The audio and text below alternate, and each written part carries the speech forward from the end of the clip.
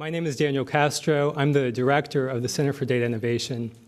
For those of you that don't know the center, we're a nonprofit, nonpartisan think tank focusing on the intersection of data, technology, and public policy. Our goal is really to see how we can use policy to drive forward many of the innovations that we're seeing around data.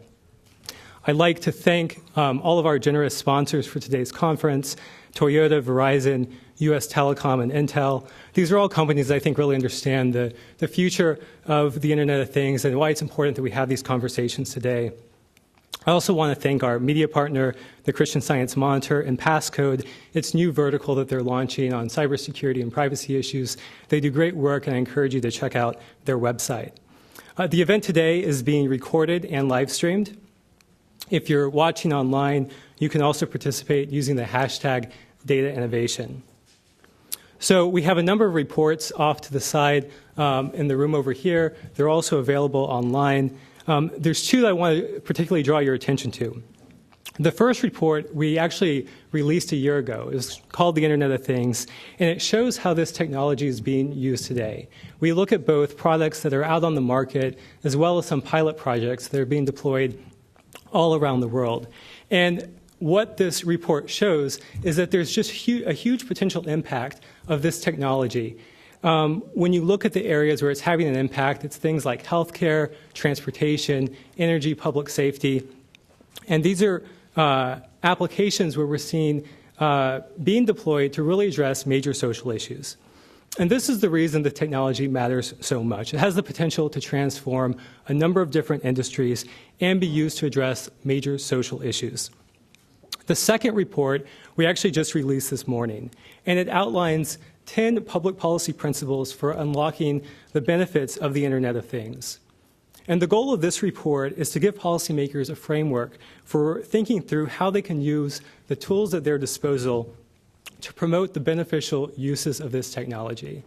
And I see a lot of familiar faces in this room, so I know you've been to a lot of the same conferences and events in Washington that I've been to. And you know, if you look at the conversation in Washington around the Internet of Things, a lot of it's been focused on kind of the risk and the concerns. And we think we need to change the conversation here. We need to be talking about how government can be an active partner in working with industry and working with the private sector, nonprofits, and academics to deploy this technology for useful purposes. So that's the goal of this conference today. That's the goal of the report that we released. And I hope we're going to have a very exciting conversation around that today. So we have a great set of speakers lined up. And to begin with, first, it's my pleasure to introduce Senator Deb Fischer. Senator Fischer is a member of the Commerce, Science, and Transportation Committee and a leader in efforts to reform Washington's regulatory approach to technology and innovation. She's the author of a number of forward-looking, innovation-friendly proposals, including the E-Label Act, which recently passed, the PROTECT Act, and HIRE Act, and she recently led a bipartisan group of senators in requesting an oversight hearing on the Internet of Things to help lay the groundwork for federal policies that promote growth and innovation in the economy. So please join me in welcoming Senator Fischer.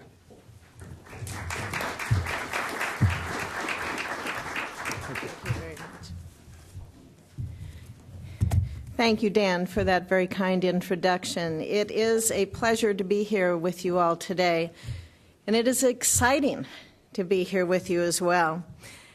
I'd like to recognize the sponsors for stepping forward and helping to put on this conference to help educate policymakers, and also to recognize policymakers who are out there trying to think creatively about the development of the Internet of Things.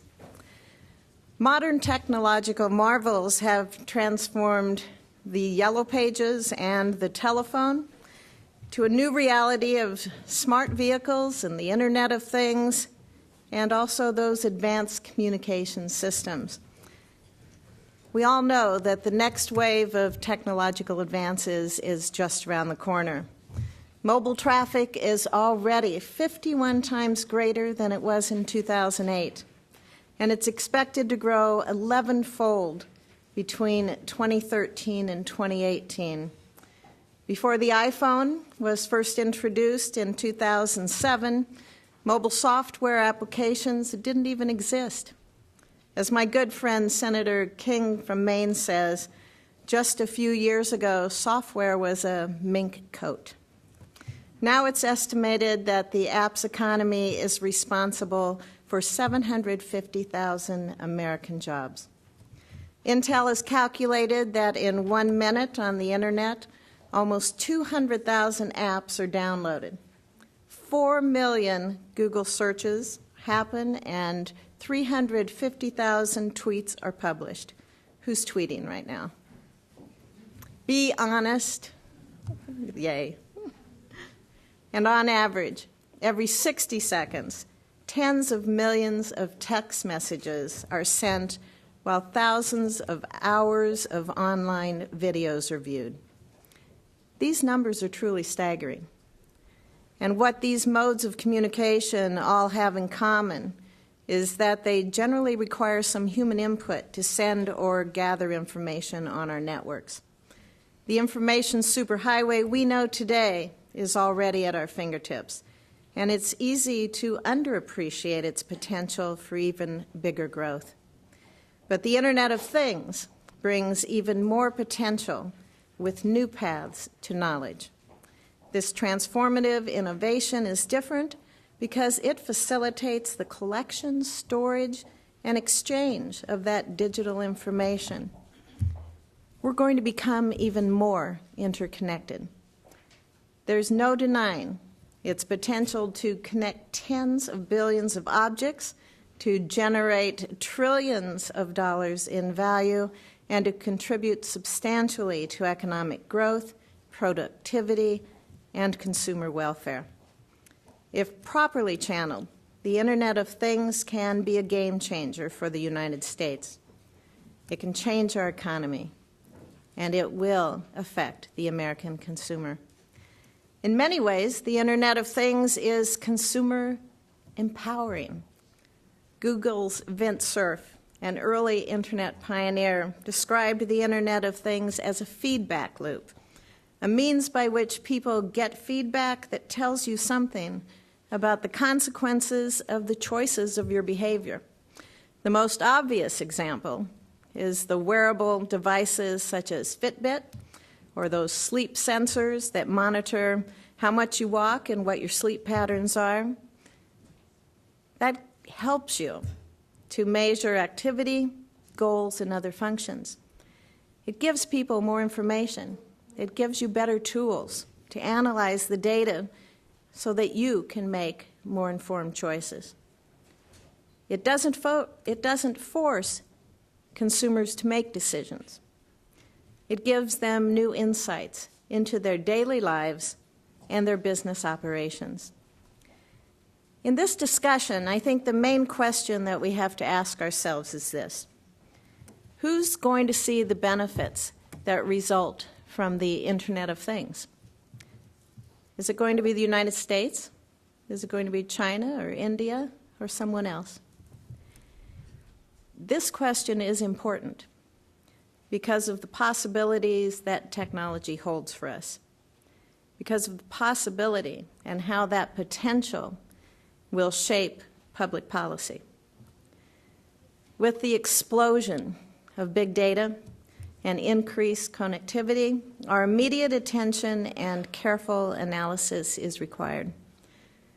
One study concluded that in 2013, 90% of all data in the world had been generated in the previous 2 years.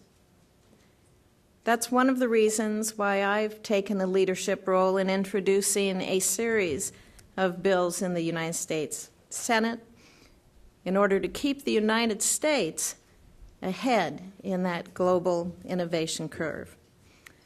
One bill I introduced was mentioned, the HIRE Act. It would promote opportunities by requiring the Federal Communications Commission to approve those new technologies within 1 year. To most people, that may not seem like a big deal, but I assume that each and every one of you in this room realizes the big impact that would have because of the changes that we see with this new technology. I think this also introduces accountability, and it definitely will speed up government responsiveness. I also introduced the E-Label Act. Very pleased that that was just signed by the President. And as you know, that will modernize those labeling requirements on our electronic devices. Likewise, low-risk health IT deserves to have a modern regulatory regime, one that's going to promote innovation, one that's going to support jobs and growth, but yet still protect public safety. These applications are growing rapidly, and this is a sector that needs clear rules to foster commerce and to improve people's lives. That's why I introduced the PROTECT Act. It would codify the common sense idea that new technologies shouldn't be tied to old red tape. You may not realize this, but at present, the FDA relies on a 1976 legal definition of the term medical device. That's how they impose regulations on a host of new, low-risk technologies like software and mobile apps. In order for Americans to receive the maximum benefits from that increase in connectivity, there are two things I believe that government must avoid. First, policymakers cannot bury their heads in the sand and pretend that this technological revolution isn't happening, only to wake up years down the road and try to micromanage this fast-changing, dynamic industry. Number two, the federal government must also avoid regulation just for the sake of regulation. We need thoughtful, pragmatic responses, narrow solutions to any policy issue that may arise. For too long, the only strategy in Washington policy making is to react crisis to crisis to crisis. We need to dive into what this means for U.S. global competitiveness, for consumer welfare, for economic opportunity before the public policy challenges overwhelm us, before legislative and executive branches of government, or foreign governments for that matter, react without all the facts. Ultimately, businesses and consumers want certainty. People want to be able to invest in a product with some degree of confidence that the government won't stifle those opportunities that they're trying to create. Finally, I think it's entirely appropriate for the U.S. government to think about how to modernize its regulatory frameworks, consolidate, renovate, overhaul obsolete rules. We're destined to lose to the Chinese or others if the Internet of Things is governed in the United States by rules that predate our VCRs. There is no shortage of policy issues that deserve consideration. We all know that. The main ones obviously being privacy and security. But the question is whether we do it in a thoughtful way and in a way that weighs the costs and the benefits of increased connectivity for businesses, consumers, and the economy. Today's forum gives us the perfect opportunity to jumpstart this work. And I can say a bipartisan group, Senator Thune, Booker, Ayotte, Schatz, and I, we're looking forward, and we will continue to look forward to facilitating those discussions in the United States Senate. As we prepare to explore smart ways to help shape the Internet of Things, to realize its benefits, I welcome each of you to reach out to my office. I thank you again for this opportunity. I thank you for your interest in this very important issue, and I look forward to working with you in the future. Thank you.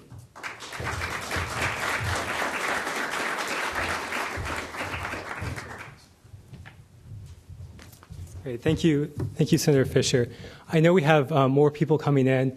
Unfortunately, we don't have smart chairs, so you're going to have to manually move in towards the middle so we can fill in. I know there are some spaces, so if you do have an empty seat next to you, if you wouldn't mind moving in or moving your bag to the floor if you have it on there, we do have people coming in. Next, we'll be hearing from Senator Kelly Ayotte. As a member of the Senate Commerce, Science, and Transportation Committee, Senator Ayotte is a strong supporter of ensuring that innovation on the Internet can continue to thrive and provide solutions to people and businesses. The Senator has urged the Commerce Committee to hold a hearing early next year to explore the Internet of Things. Please join me in welcoming Senator Ayotte.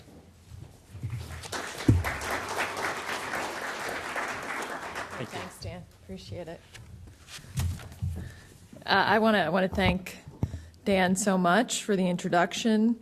I really want to thank my colleague Deb Fisher for her excellent speech and for her leadership on these important issues that I think are going to either position us in the 21st century really to be the leader of innovation when it comes to the Internet of Things, or if we don't make the right decisions, is going to set us back in terms of our competitiveness with other countries. And I really appreciate her leadership in that regard. And I know later you're going to hear from my colleague, Senator Schatz, who is also a very good leader on this issue and very strongly interested in making sure that we do the right thing in terms of American innovation.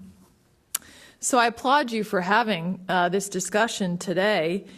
And as a member of the Commerce Committee, as Senator Fisher is as well, there is, I think, a tremendous opportunity for us as we look at the new Congress to examine the Internet of Things, and that's why I've asked for a hearing specifically on this topic, because so many of as you look at some of the regulations that impact different areas or how some of the regulatory agencies are looking at specific issues are very much outdated. And how we look at this going forward is going to be critical as to whether America remains a leader with regard to innovation. In the United States, the economic potential for the Internet of Things is so remarkable. And one thing I know as I think about how remarkable it is just my interaction with my children on this.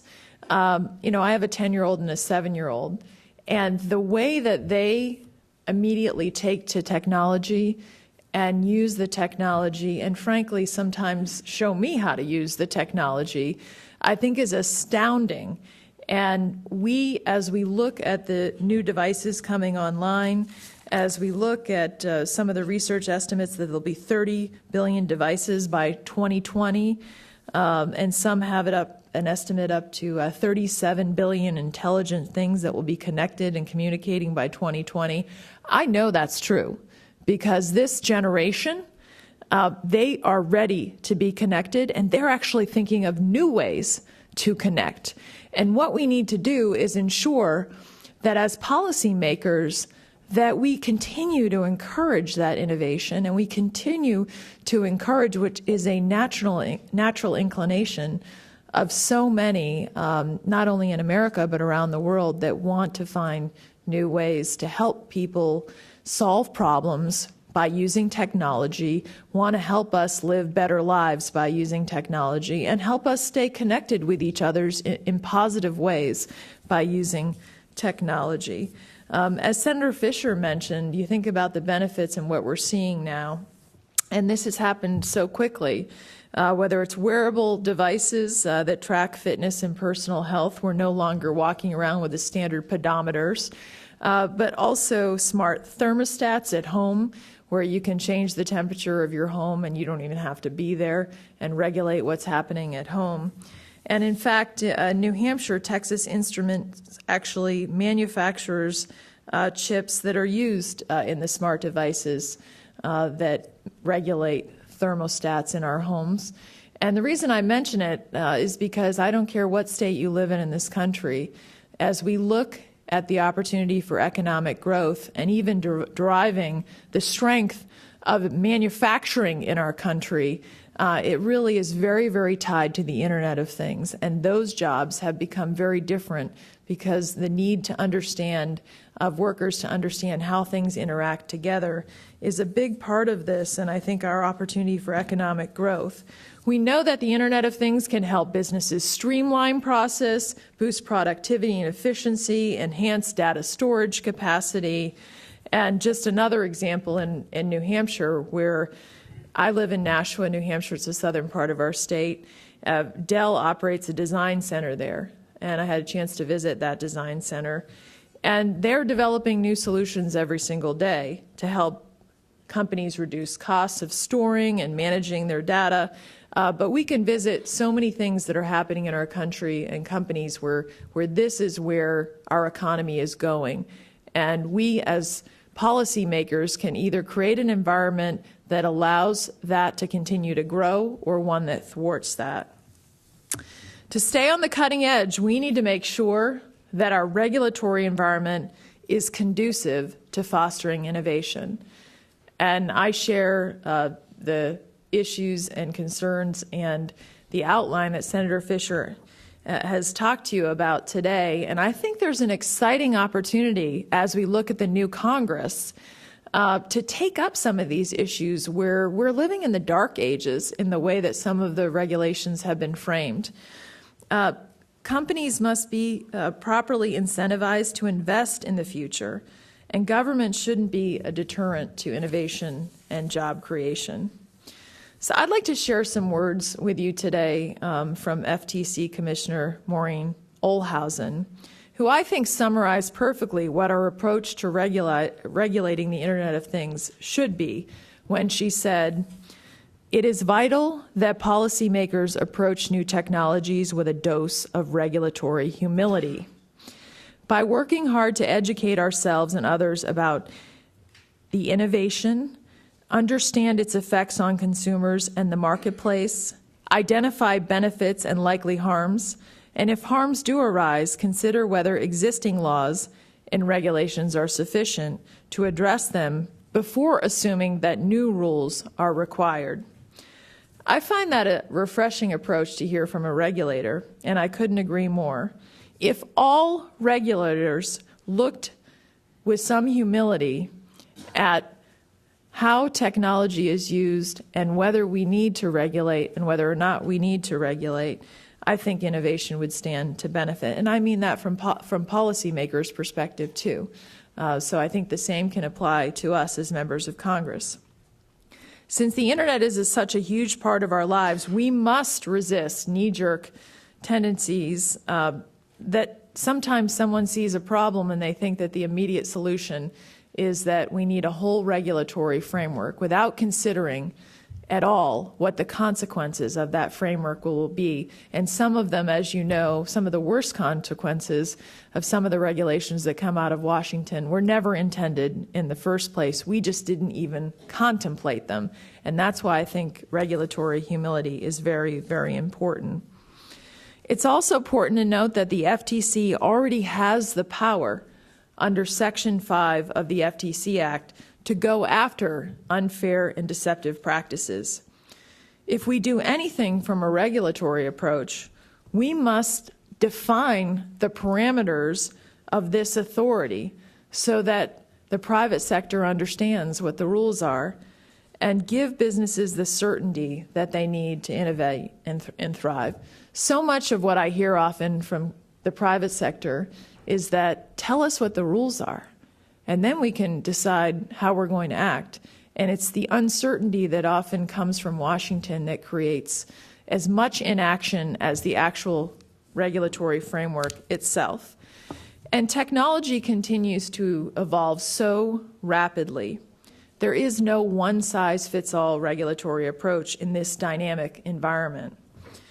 And the best approach is to let that technology continue to evolve.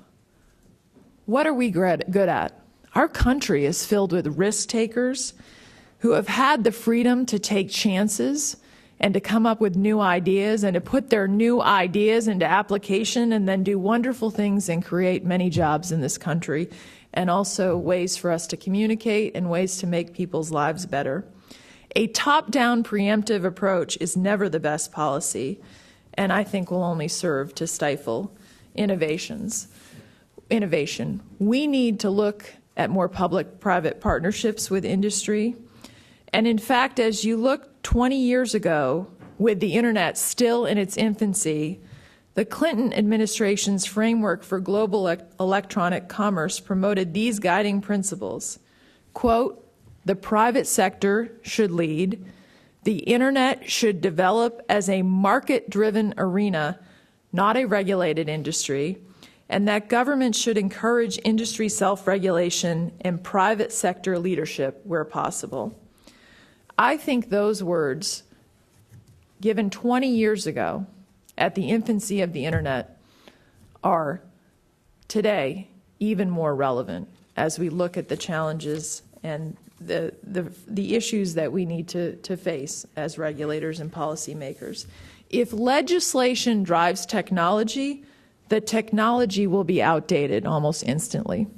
And that is one of our challenges, and that's why humility is so important, because we can put together a law or an agency can put together a regulatory framework, and someone has already thought of a new device or a new technology that could remain outdated in terms of what we have legislated. And that's what we need to understand. If you think about it, imagine if Mark Zuckerberg had to ask permission before he invented Facebook.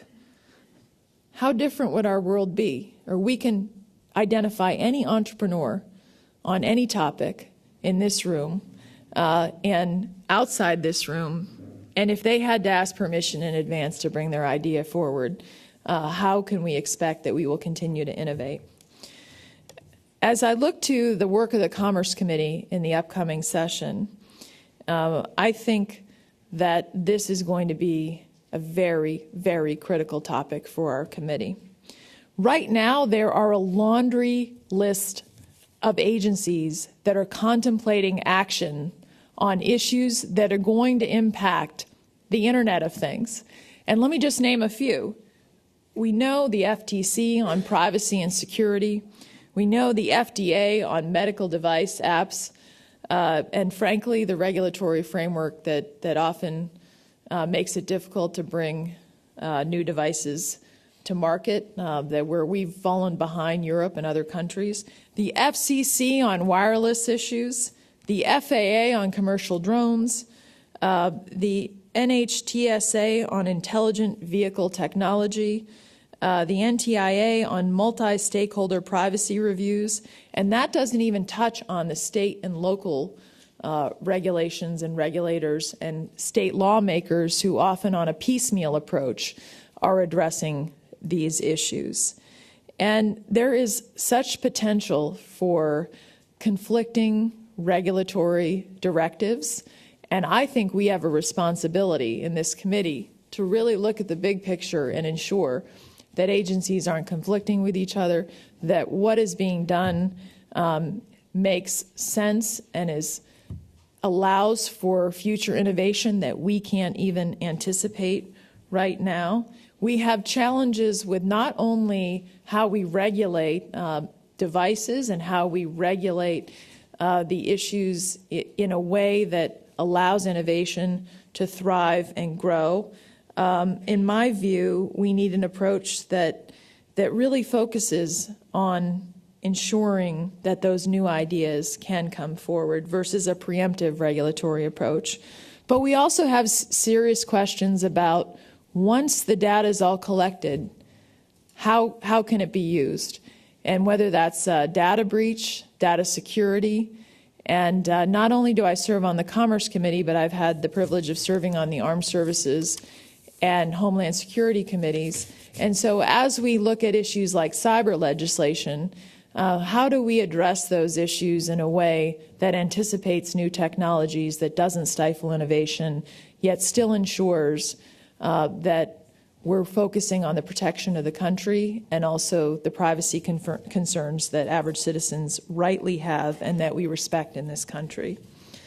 So I'm honored to be here with all of you today. I think that as you look at the activity in the Commerce Committee, this is going to be on the forefront of some of the regulatory issues I've touched upon today. I know that Chairman Thune is very interested in this, and he's committed to me that we are going to have a hearing on the Internet of Things. So I look forward, as Senator Fisher said, to all of you, of hearing from you about your ideas about what we should be doing as policymakers, both on the tax end, the regulatory end, to drive innovation and to allow the entrepreneurs of the world and the new ideas that I know are coming from this new generation growing up to thrive rather than stifle ideas. So I appreciate the opportunity to be with you today, and I hope you have an excellent rest of the day. Thank you. Thank you again, Senator. We're going to go ahead and start our first panel, so I'd like to invite our panelists up here. Our first panel is going to be on smart homes and smart devices.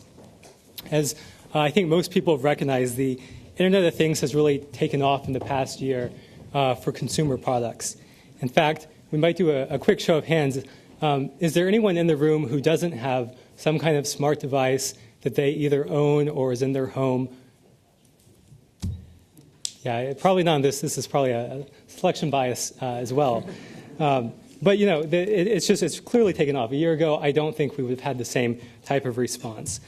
So the goal of this panel is to really understand and dig into the potential impact that this is having on consumers, on their homes, and how policymakers can really pave the way for this technology, both in terms of the regulatory options. And when Senator Ayotte was listing these agencies, it was very telling that when we think of who in government is influencing the Internet of Things right now, it's the regulatory agencies, much more so than the federal agencies that are helping deploy the technology, that are doing pilot projects, that are kind of making it actually happen.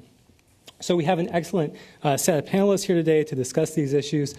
Starting on my left, Neil Chilson, who is an attorney advisor to Commissioner Olhausen with the FTC. Chris Irwin, who is with the Department of Energy. He's the Smart Grid Standards and Interoperability Coordinator. Then Vineet Shahani, who is Head of Commercial and Product Legal at Nest Labs, which is what I'm hoping for Christmas this year. And Ohad Zera, who's the Director of Global Product Management at Belkin. And if you aren't familiar with some of the great products at Belkin, they're really doing some of the most interesting work in some of the home automation space. So thanks to all of you for being out here today. So I just want to kick it off with a question that's really open to everyone. I'd like all of you to respond to this. And what are some of the immediate benefits that consumers should expect from the Internet of Things in the next few years? What are we looking at? And why don't we start down there? Sure. Well, within the home, we see that there's several classes. The first, which is probably the most well-known, is around peace of mind, awareness of the environment within the home, understanding of what's going on to my family, what's going on with my property, and that remains a big one. More and more, we see the ability to really resolve the conflict that we all have between wanting to be comfortable but worrying about waste, not wanting to have things on when we're away, but wanting to come into a nice environment. And then maybe last in the top of the pyramid of needs would be really about emotional and mood-altering benefits. How do I, kind of something we've done since the cave days, make my domicile more comfortable and more like me? Yeah. And maybe you can talk about a few of the products and kind of where you see this going. I mean, I remember, actually it was a few years ago, we made the unfortunate mistake of going on vacation right before Thanksgiving. And so we came back and the power had gone out in the refrigerator. So, we were welcomed with this nice smell of all of our frozen Thanksgiving meal that had rotten completely. And this is a serious thing. I mean, it's the kind of thing where having sensors, this is what you know these types of things in advance. So where are you seeing this kind of technology being deployed in the home? Yeah, I mean, there are many point solutions that could solve any example for anything that you want. For example, you could monitor the energy levels on your fridge and understand when something catastrophic has happened. The value and the promise of the Internet of Things is when the sensors that we have become so pervasive, or perhaps even more so when the infrastructure itself is a sensor as opposed to individual devices, where you, the user, don't have to predict what it is that you're looking for, but start getting proactive, maybe even anticipatory messaging about what could go wrong, or things that it could do for you just to improve day-to-day. Yeah, I think it was great what you just said about expecting a thermostat for Christmas, because I think 2 years ago, if somebody would have said that, I think people would have thought that was insane. But it's incredible. I mean, the Nest thermostat's a heavily gifted item.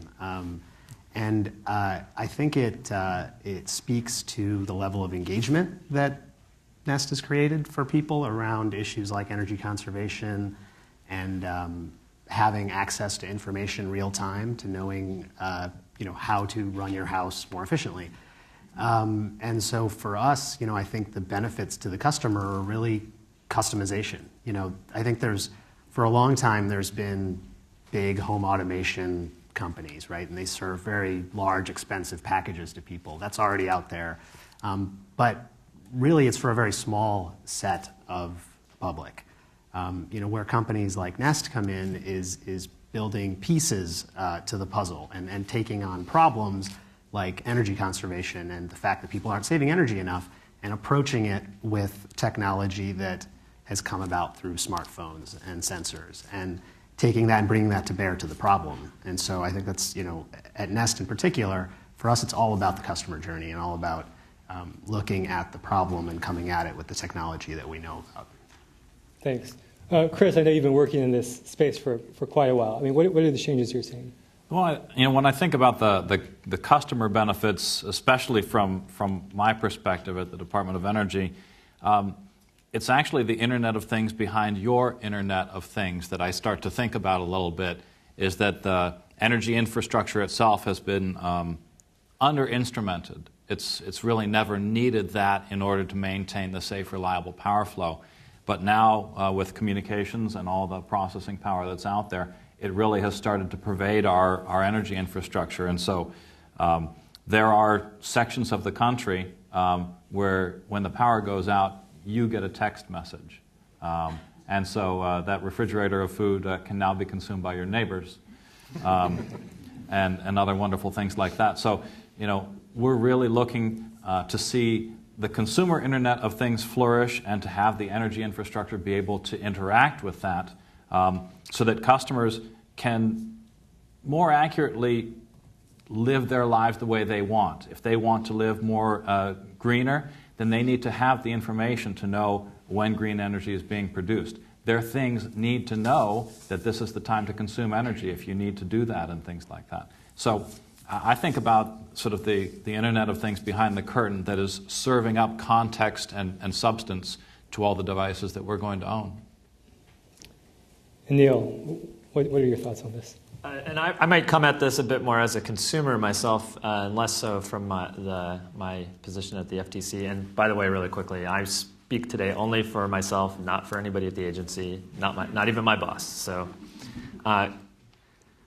what I see the Internet of Things bringing in the near future in the home is a self-discovery, a way to better understand how you live your life, and therefore be able to make changes that are useful. And I think that is something that I think that has a lot of appeal to me as a kind of a data wonk myself. But I think people like Nest and Belkin are working really hard to make it actionable to people who don't want to dig into the data, who just want a simple way to see, am I living a healthy life? How would I live a healthier life? How would I live a more green life? And I think that's the benefit that I see coming up very soon, and I think that's really exciting.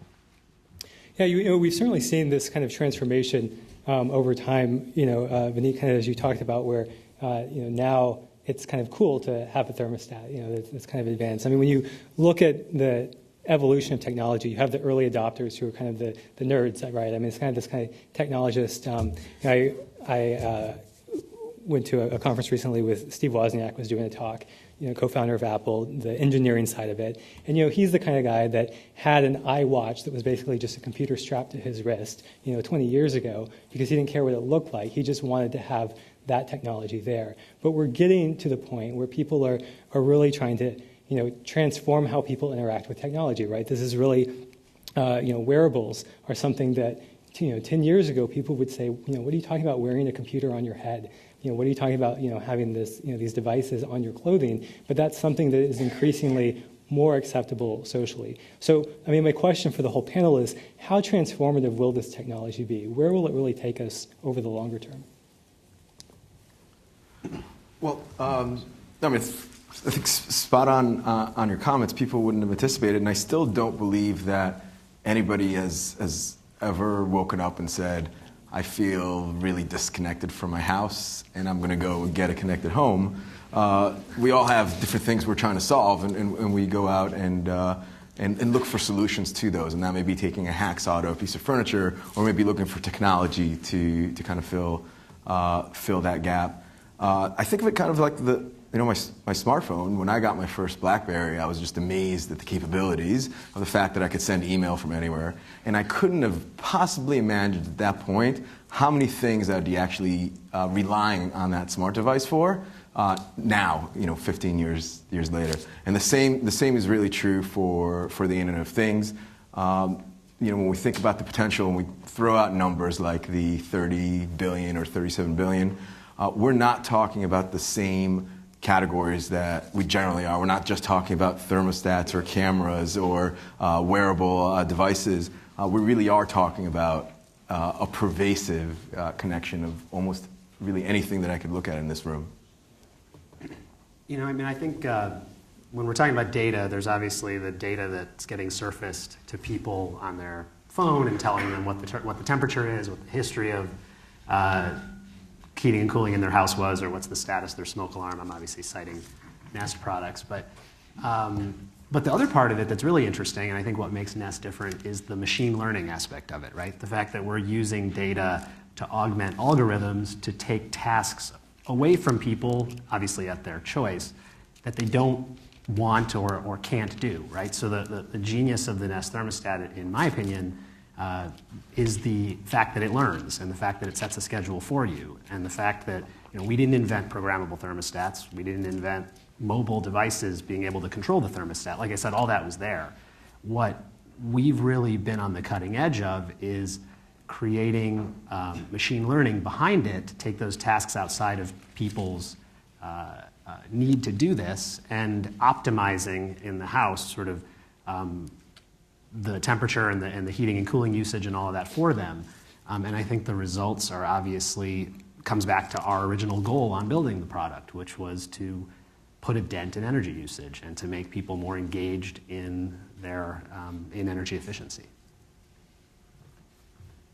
This is a tough one on my side in terms of what's going to happen. The one thing that we see is that as we use all of this technology and these devices and these applications to raise us up and sort of heighten the way we live and heighten our experience of the world and things like that, its absence is going to become all the more jarring.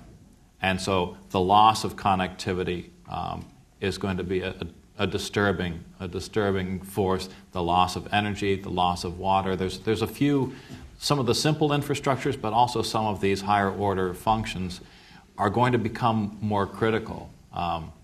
And so in my mind, and especially thinking about energy, is that it's simply going to have to become an order of magnitude more reliable, because more of the world stops when it stops being available. And so we have to find new paths to deliver, whether it's connectivity or energy or anything else. If it's critical from second to second, it needs to be available second to second. Mm-hmm. And when I think about how influential the Internet of Things or how transformative it might be, I really have to answer, I think it's going to be big, and I don't really know. And I think this gets back to, I don't really know how. I think this gets back to Senator Ayot's and my boss's concept of regulatory humility.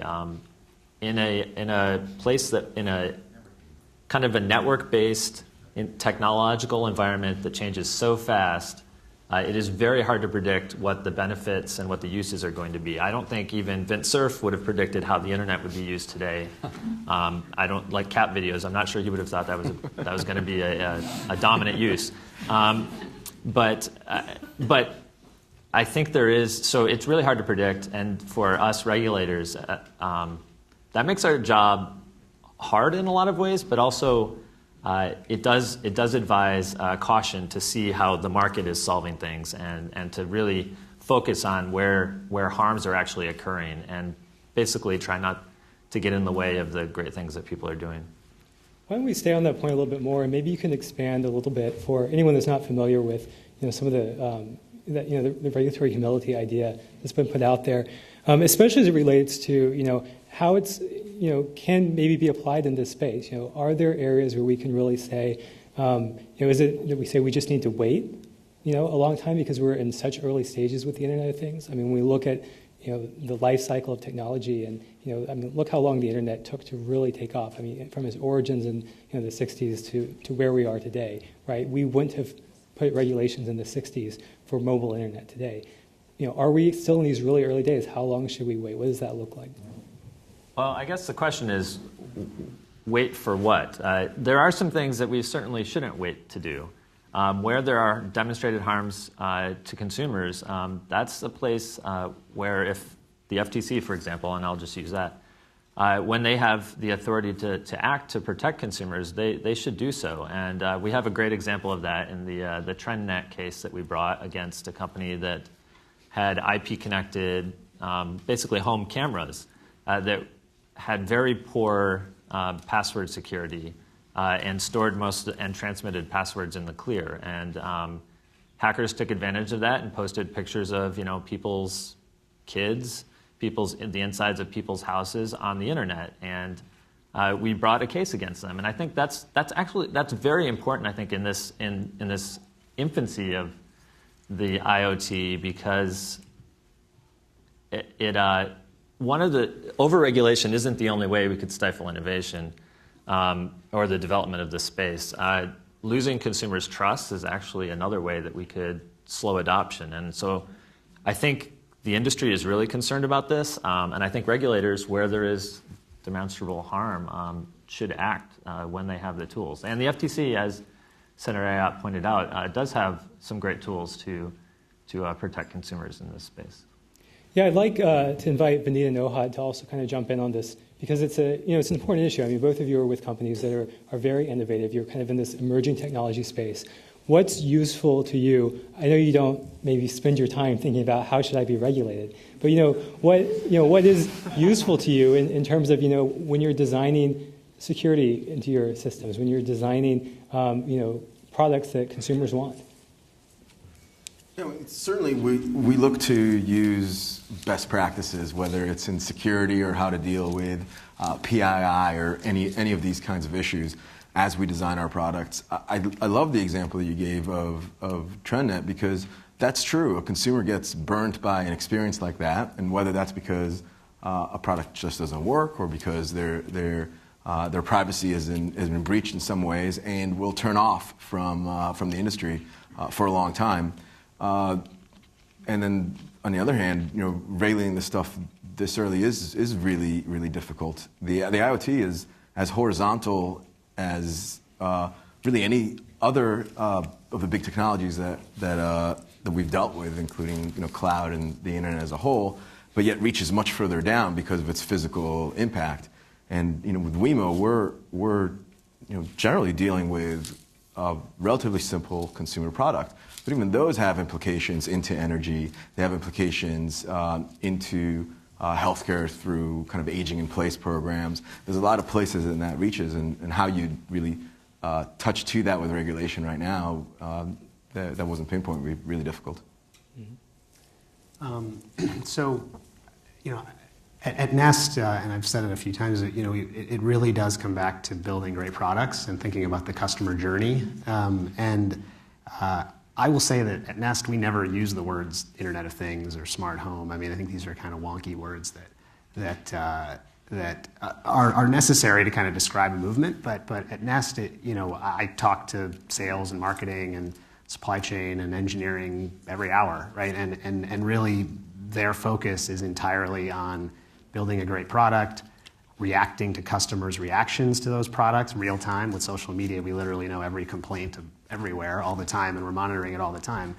And that's what they've got their eye on the ball on. I think the reason there should be some, I think the industry should feel good about that focus is that I think there's an appreciation at Nest that keeping the user's trust and continuing to have the privilege to get into their house and be invited into their house and run devices that deal with very important data to people is not lost on people that work at Nest and people that develop and message the products. And so we know that if we break that trust, the business model doesn't work. We have to be transparent about the way that we're using data. We have to be clear with customers and give them sort of abilities to choose functionalities and integrations with other products. And I think so. It's hard to obviously answer your question. How would you want to be regulated? I mean, I can definitely tell you, I, as much as anybody at Nest, pays attention to the engagement that's going on and sort of the regulatory landscape. And I think it's all positive to have these discussions because it surfaces attention on doing the right thing.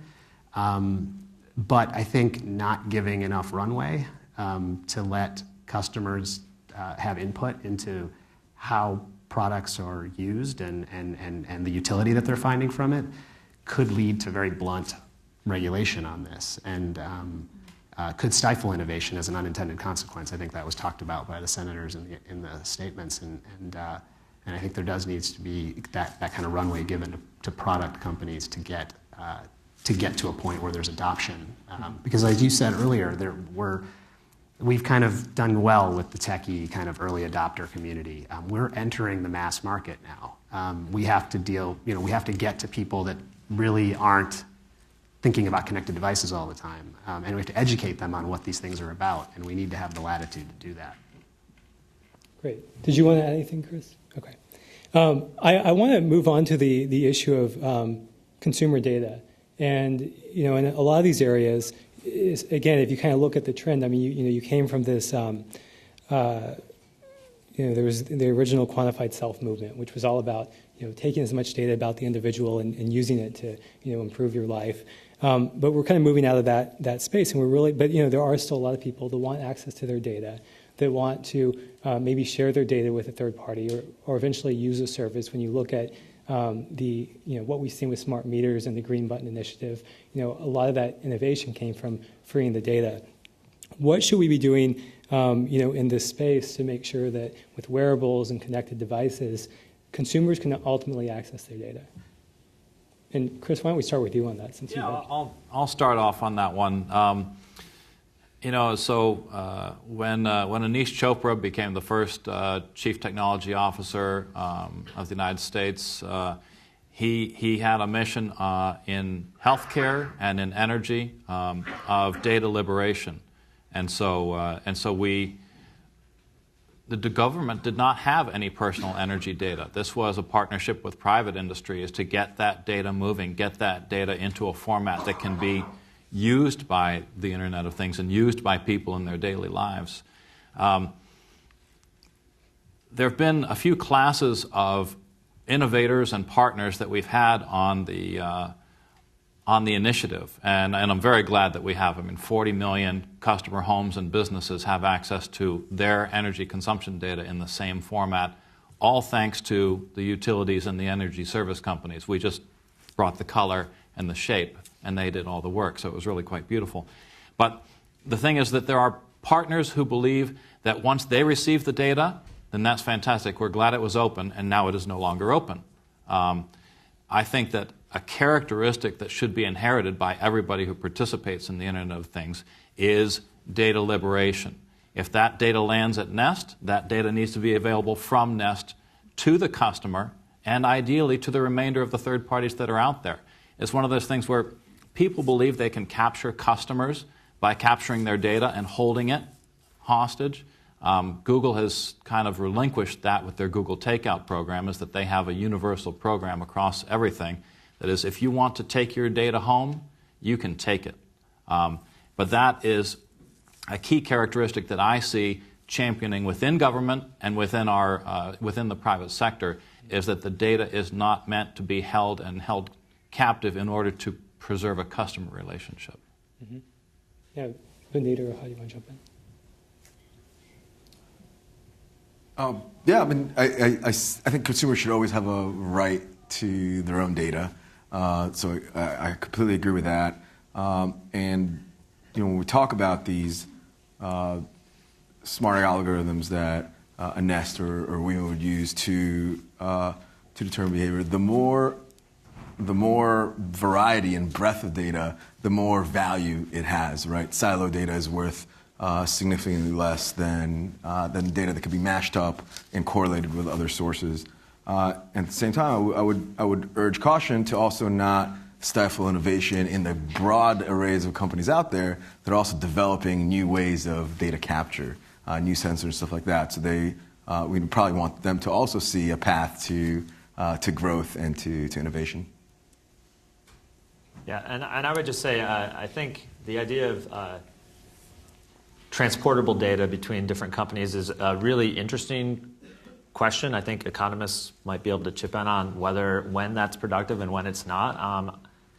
There is some concerns if you mandated the release of data, because that adds a whole other layer of security that every company has to go through to validate that the person that they're releasing the data to is actually the correct person. And so I think there are some challenges there with that.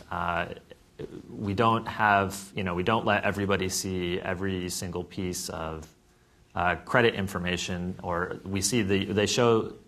you can see your credit report, which is sort of the end result, and you can see some of the things that went in, but you don't see everything that might go into that. And I think there's some good reasons for keeping some of the proprietary calculated information.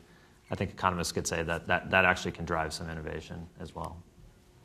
So I want to stay on energy for a moment. And Chris, I mean, when we look at, there's all these different verticals, right? I mean, you have energy, you have healthcare, you have home automation, and certainly energy, in many senses, is ahead of the game in this area in terms of, the investment that's been made in smart meters, the investment that's been made in the smart grid infrastructure.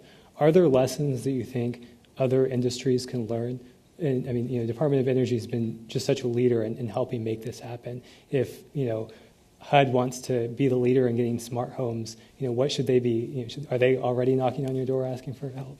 Oh, well, yeah. But, I think that to say we're ahead of the game is a very small advantage. We have an interesting setup, is that there are about 140 to 150 million electricity meters throughout the United States. And with some work from the Recovery Act as well as private investment, there are about 60 million that are automated, that actually gain energy data on a regular basis, that can then be used within the utility enterprise to bill for the energy, but also then, really at this point, shared with the customer, and the customer governs the access to their data at that point. I think that we've picked up a lot of things really from the collaboration with the White House and the private sector on making sure that the standards are there in the first place. It's all well and good to release the data, but if it isn't in a format that can be absorbed by customers or by their devices, it becomes an issue. Another challenge is that it's sort of like peeling the onion, and so with the Green Button Initiative, we've released the first level of data about the energy infrastructure, which is what is touching the customers and measuring their energy use. But there is so much more data available that is not ready for release. We haven't gone through the diligence of looking at what is the next green button, is kind of a question that goes through the energy industry, is what is the next data that ought to be shared responsibly within a community to make it more efficient, more responsive, more customer oriented. And so that's the thing, is as soon as you get your first victory, what's the next victory? how can that infrastructure be made more transparent for its own purposes? I think that's a really important point because when we look at we do a lot of work on open data at the center, and we're always talking about this need for the feedback loop between the developers, the users of the data, and the producers of the data, because there's always new formats they want, better quality, some verifiability. You look at energy data, for example, on homes. I mean, right now you can't really. When you're shopping for homes on Zillow, you don't see an energy score. You don't see a really good energy score that is, if this home maybe costs more, but I'm going to be paying it, more in energy cost or less in energy cost. But you have to have verifiable data to do something like that. You can't just maybe trust a third party. So, is there a mechanism that you think has worked so far in that kind of feedback loop? And I'll open this up to the rest of the panel as well, because you're working in these spaces. What are you hearing from your customers about what they want next? Well, I'll start with, we actually had a couple of apps for energy competitions, and there was an app developer here in DC. They developed an app called Black Sheep that actually fused voluntarily provided green button data with Zillow. And so you could actually get the energy context, the energy usage and costs blended with that data. But really, the one thing we know for sure is that the answers aren't going to come from us. We could do maybe perhaps a nuclear power plant for you or something like that. But the innovation comes from the community, and really engaging entrepreneurs and innovators is going to be key. Yeah, a few words on energy. I mean, obviously, energy services are really big for Nest because we have thermostats out there, but the continuing vision obviously is to continue to engage customers through programs where we're actually collaborating with utilities to run what's called demand response programs, where we, with the customer's consent, get to adjust the set points of temperature, and obviously during peak times of usage, there's a tremendous opportunity to save money for the customer, for the utility, obviously just for the environment generally. But there's hurdles to that, right? We talked about things that could get in the way, right? There's obviously overregulation. There's also much of the country is covered with regulated utilities. And so getting access to regulated dollars and ratepayer dollars and green dollars is a tall order in a lot of cases. Trying to generate a profit for them. Right. And that whole process, is something that, if you want to keep pace with where the product companies are and the visions that they have to deliver these things that customers very much want, you have to take another look at those processes. And frankly, you have competing things like, utilities putting in smart meters, which in a way, when you have third parties like Nest that are sort of doing similar things, how do those work together? And if I abstract this a little bit more, at Nest we have a Works with Nest program, which personally to me is one of the most exciting things that we're doing. It's a recognition that we're not going to build everything. Like we're not going to make washers and dryers and just things that are being done either really well or they're just not where we are investing time. So we're going to collaborate with them. And today the platform is an API program that runs through the cloud. But I've been working with developers and there's obviously a chasm that we're crossing now, right? Where you have car companies and appliance companies and people that aren't as used to being connected coming into our program and dealing with some of the issues that you talked about, right? The idea that this customer data is our data, right? I mean, this is our customer, right? And obviously our view is more along the lines of it's the customer's data and it's the customer's choice to make a decision of how they want to do things. Obviously, the responsibility on a company like Nest is that we keep it secure and that we be transparent with the customer about what they're doing and what their choices are. But I think as with energy and all these other industries, you're gonna come up against these reservations, and I think that's again a reason to have time to let this market evolve. We talk a lot about data, but aside from the data wonks out there, most people really don't want data. They want actionable insights, things they can actually do to affect change. And I've seen studies that you show somebody kind of in a live way their energy usage, and a household can save up to 10% of total consumption. But that if you actually show them a really a line item list of where that energy going at a live level, I mean, that could be up to north of 30% because there's really actionable results they could take. That's the kind of paths that we're taking with Wemo, looking how we can build sensors that either through the water or through the internal home grid, through one place, really see distributed load across all of the client's devices, providing that real feedback in a way that's very actionable. No, I think that's a great point. Ultimately, when we talk about data, we're always talking about smarter decisions, both smart decision making through being more informed, through better analysis, or through automation, where you say like with Nest, I want to have the most energy efficiency. That's my setting. Optimize for that, or optimize for I want to always be 78 degrees in my home or something like that. So I think that's a great point. We're going to open it up to audience questions. If you have a question, you can just raise your hand and we'll bring a mic to you. We'll start over here.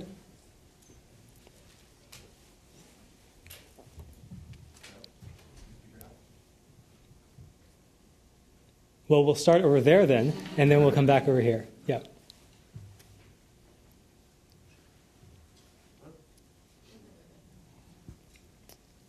Do we have the AV folks back there? No. There we go. Great. Hi. I had a quick question for Vineet and others. I read with interest a white paper that Nest did. It was about the Nest Protect CO white paper about the aggregate. It was the data that was collected about the Nest Protect CO monitoring, and it was very interesting. It was the white paper reported on sort of the CO monitoring that it collected, and the interesting insights that was that it learned sort of in the aggregate. What I found interesting about it was how the white paper reported sort of in the aggregate, not about individual, not just individual incidents, but the insights about the aggregate usage and the aggregate insights that were learned. So, wanted to see, if you could speak to that experience about what Nest learned from creating that report, and maybe if anybody else wanted to speak to that as well. Sure. Yeah. If you go back to the problem again, right, when you're thinking about the smoke alarm, it was that people need to know more about their own safety in their house. And the CO example, I think, is one of the best ones that we've seen come in. We've had a number of stories come in on an individual level of houses that installed it and then, had an alarm immediately go off around CO. It's this, and in the aggregate, now that we've got thousands of these devices out, we have aggregate information on just sort of CO levels as they exist out there, and in some cases not even sort of rising to the level of an alarm, but the way we've been able to inform the public, I think, has really been a benefit to public safety. We actually, a couple months ago, we had a New York Times ad that basically was just two blank pieces of paper as you're flipping through the New York Times, and it just had an S logo and said, the Nest Protect sees what you can't see, and it's CO. And it's been this incredible, I think, example of how data and connected products and this level of information can serve up a real benefit to society. And obviously, as we're developing these white papers, we're obviously, we have a very strong policy for privacy and data, and we're true to that. We're obviously reporting this data in a way that we think is consistent with that and is going to help people. Yeah, go back over here.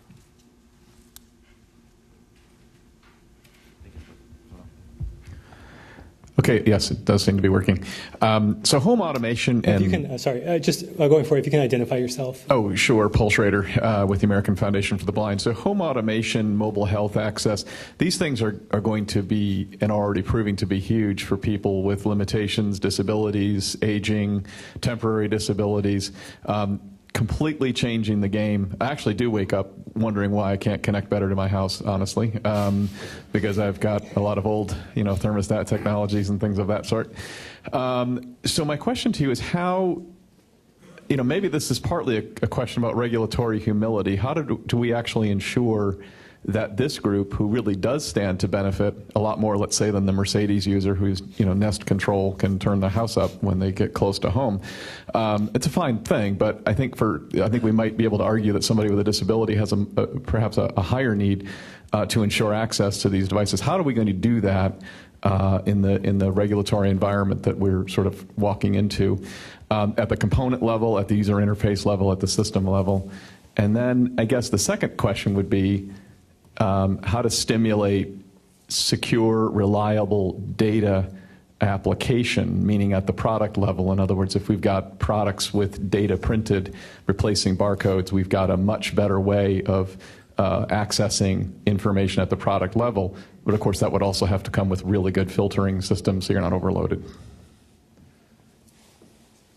I'll start out. Just one of the things that I've seen is the people who produce the best products know their customer the best.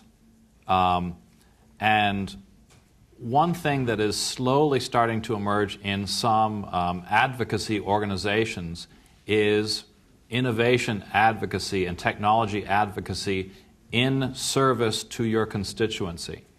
And so, it's all well and good for the Department of Energy to have an Apps for Energy contest, which is very open-ended. We can't say don't innovate here. It's a wide open innovation platform. What I'm looking for actually is the reciprocal. I would like to partner with AARP and have an Energy Apps for Seniors competition. I'd like to partner with other organizations like yours where you bring an intimate knowledge of your constituency to us, and then it becomes sort of a shared space. I'm sure there's some other responses up here, but that's one of the things that I'm kind of really looking forward to. Yep. Take that question. Hi, Eric Fisher with the Library of Congress. I'm wondering, later there's a panel on industry, and I'm wondering what lessons you all have taken from or think should be taken for the kind of work you all do from industrial control system experience. Security is one thing that comes to mind, but there may be other things as well.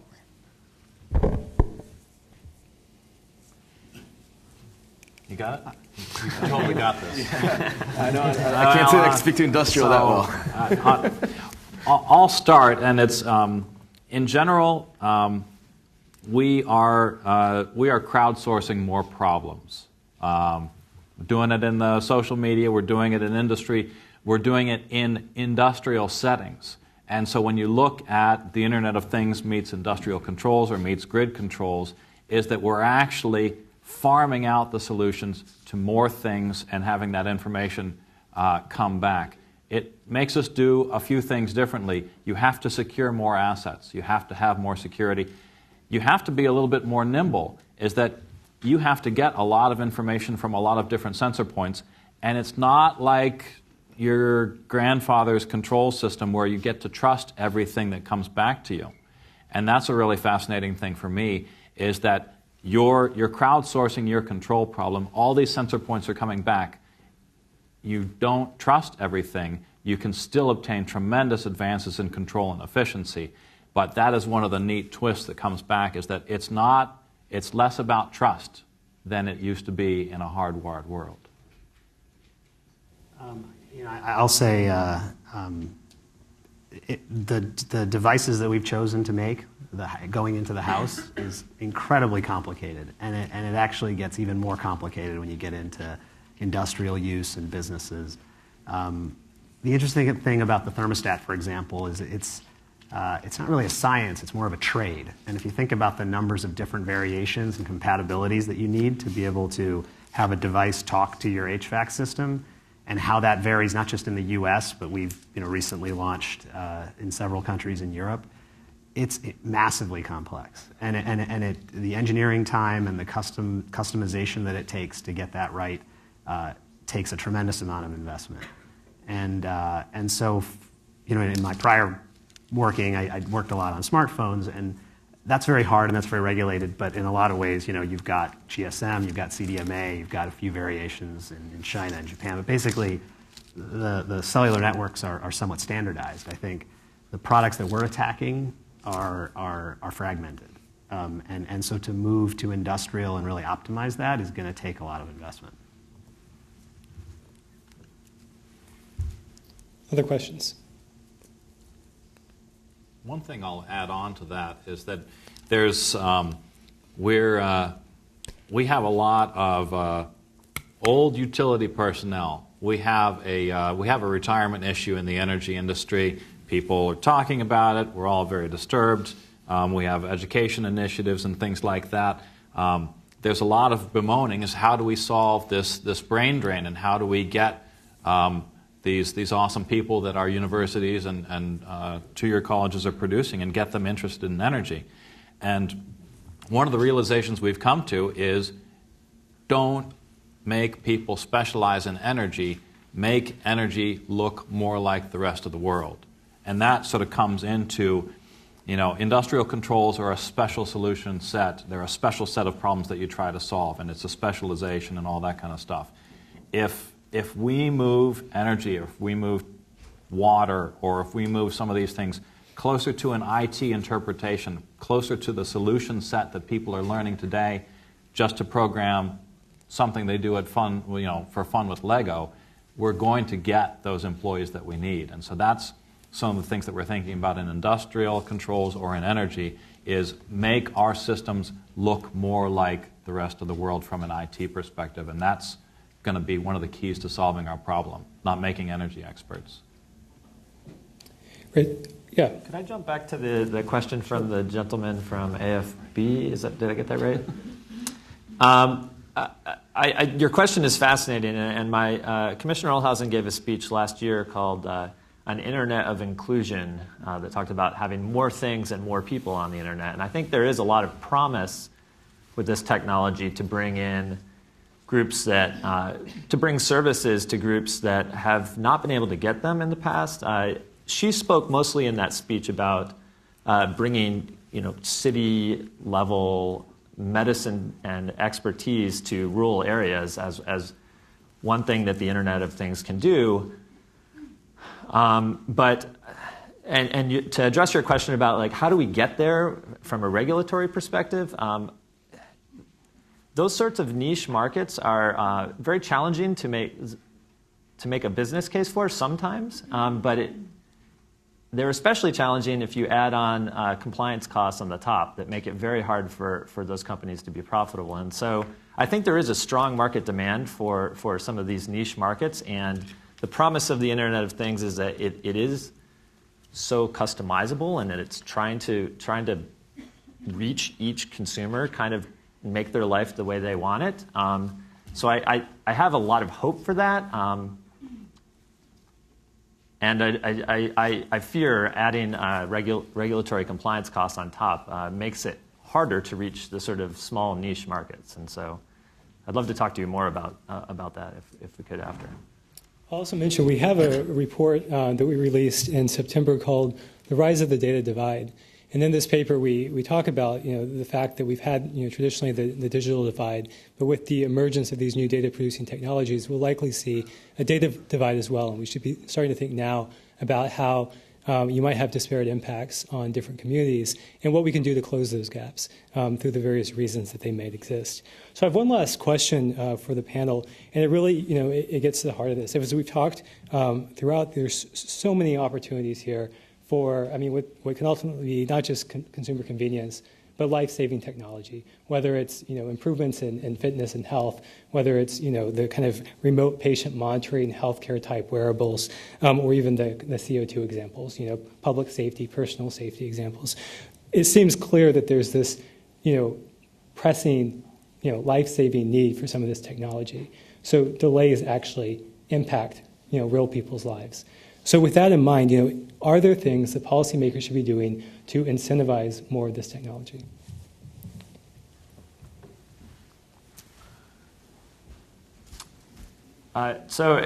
Great question. The question is, when I think about it, I think incentivize From the FTC's perspective, as a enforcement and antitrust agency, consumer protection and antitrust agency mostly, we don't manage a lot of big programs that might provide funds to do sort of infrastructure investment.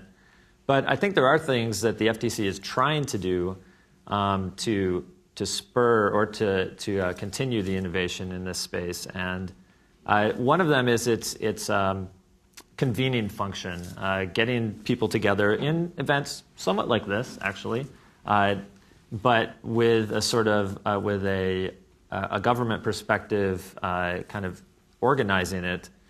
To talk about the key issues and to try to, and then the agency tries to digest that and boil it down into principles and how new technologies, how we can apply the previous, the long-lasting rules of the FTC to these new technologies, the Section 5 deceptive and unfair practices, the FIPS, and how well those fit or don't fit. So I think that sort of high-level policy work is important. It's not really incentives so much. It's not incentivizing, but I think it is helping build the sort of knowledge framework that is important for businesses and consumers and regulators to understand if we're going to make this reach its full capacity, its full potential. So. Great. Yeah. If I could share a bit of a roundabout anecdote about this, but in some ways, I'm here today and representing WeMo because we were incentivized to be in the space. It was actually through the DOE. And so a lot of the people with the skill sets around these kinds of technologies, many of the startups and the teams in place today got there because of smart grid rollouts, and even though perhaps the kind of the final 100 meters into the consumer, into the home, didn't materialize, they were pursuing kind of that dream, and they're pursuing those real hard dollar incentives, and then pivoted to provide it to consumers in other ways, but still getting to some of the same benefits of efficiency. So perhaps the thought really should be about what's kind of that next horizon that we could be thinking about. And I would want to think about a lot of it towards the use of data and how we can do more general research into that area. Thank you. Anyone else? Just briefly, because I know we're basically out of time.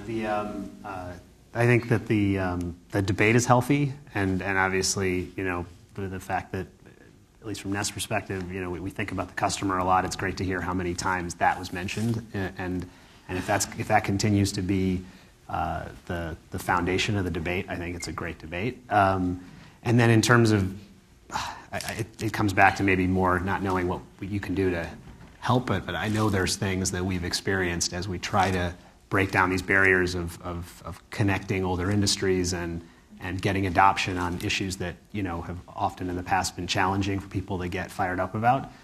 And that's, I think being cautious of blunt regulation and blunt enforcement, and reducing some of these barriers, like we talked about with regulated dollars and things, to try to make that easier for us to proliferate our products and services. Great. I'll take a quick second to last word. I think that probably one of the things that we need to do is we actually have an open data policy that came from the president a couple of years ago. We're looking to execute on that. We're looking to make all of the treasure trove of data resources across the federal government, but for us, we have so much information about energy that we have, it's an underutilized resource because it's not sufficiently shared. And so really, that open data policy is something that's still grinding through the gears right now. And we want to see how all of the data that we've created in the public trust can be used as rocket fuel for additional innovation. Great. And I'm super glad we didn't talk about smart onesies. Fortunately, we missed that one. Well, I want to thank all of you for joining us on this panel. We're going to transition straight into our second panel on smart cities and infrastructure. So please join me in thanking this group.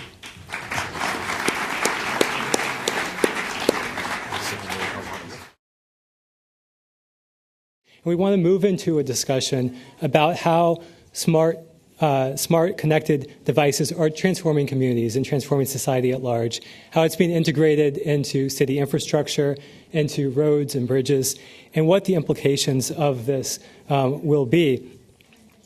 If you look at one of the reports that we have out there on the Internet of Things, one of the interesting applications that we saw was on college campuses, where college campuses have deployed smart trash cans.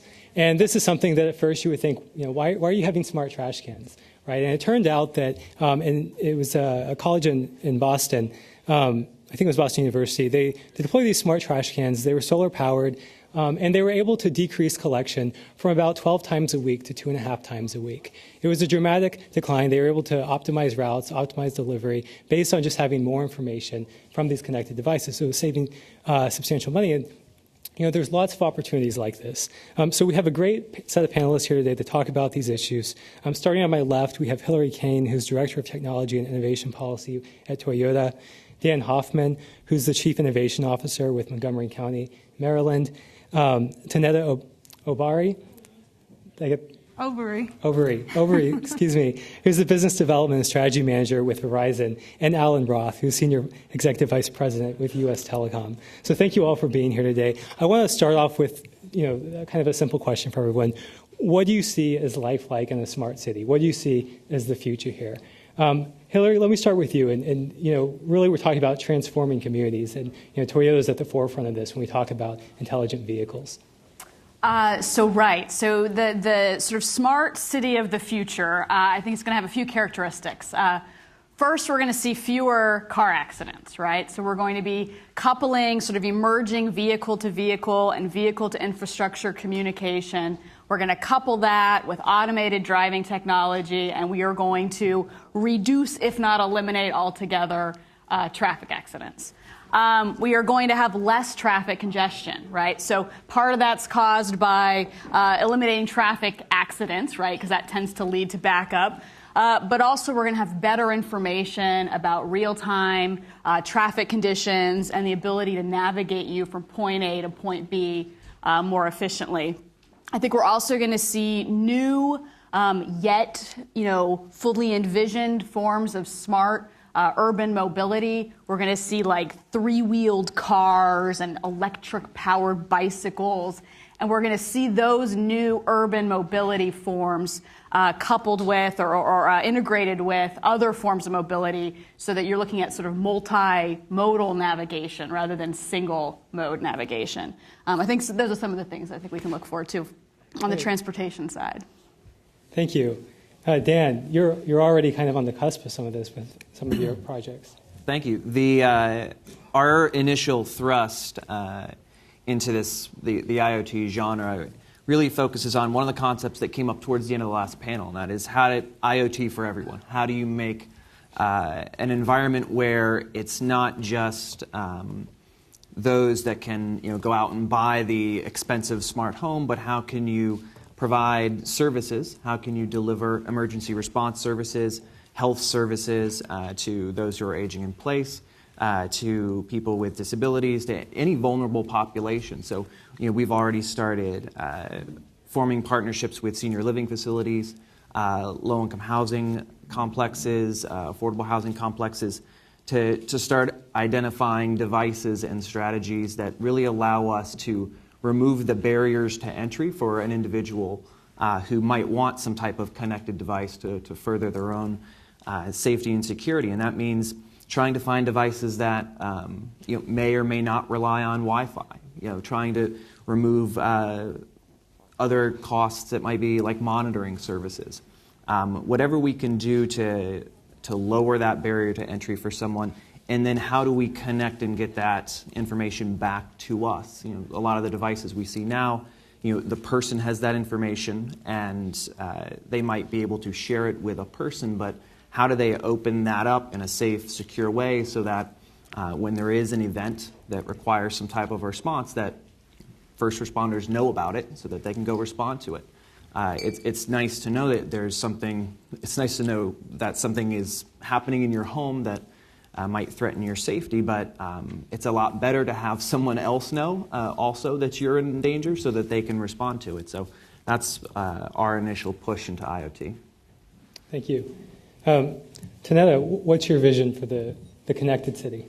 Well, connected city to me, I want to piggyback off of something that was said earlier in the first panel, is that as I did research in this, I looked at who this is going to help. So when you look at the constituents, the consumer driven, so if you look at this as a business, if you look at this as a city, if you say the counties, the states, or even the universities, what's the requirement there? And then looking at it globally. So what I see it is primarily, it is the Internet of Things scope to municipalities in those different areas, but also what their needs are. And the needs really, this is a global economic play. And a smart city is a city that is going to be attractive to industries because that city has that infrastructure, that digital infrastructure to bring in new jobs, spur innovation, have university grads do startups, because most of your jobs start from the smaller companies. So a smart city is going to be safe, it's going to have increased jobs, it's going to have increased innovation, and it's going to make smarter use of resources through efficiencies. And it's also going to be great for the environment. So when you look at it that way, it fits so many different verticals, but the main thing is how does it help that citizen? And you'll start to begin to see a competition of the cities that have these things are the cities that are more attractive to businesses and industries. Thank you. Alan. I'm going to take off my U.S. Telecom hat for a moment and say, as a resident of Adams Morgan, I envision a sensor on every rat hole, counting the number of rats that exit so that we can call the Department of Public Works very quickly or the Department of Health very quickly and have them come take care of our problems. In fact, among the various, you mentioned, for example, trash removal. I mean, among the various public goods that can be dealt with by, through the use of smart city applications, public health and the delivery of those kinds of public services, public sanitation and so forth, are among those things. But putting that U.S. Telecom hat back on, I would say this, the conversation we've had thus far has really focused primarily on smart cities being thought of primarily through the use of wireless technology and delivering those services through the use of sensors and processors using primarily wireless technologies.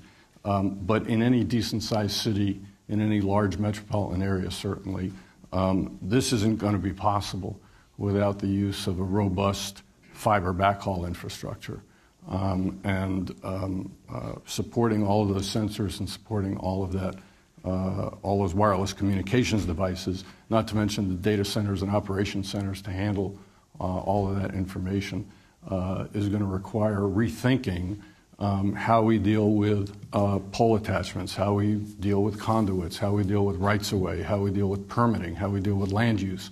And from the standpoint of smart cities operating their government operations smartly in those respects, I think there's a lot of rethinking that needs to be done in terms of handling those things efficiently.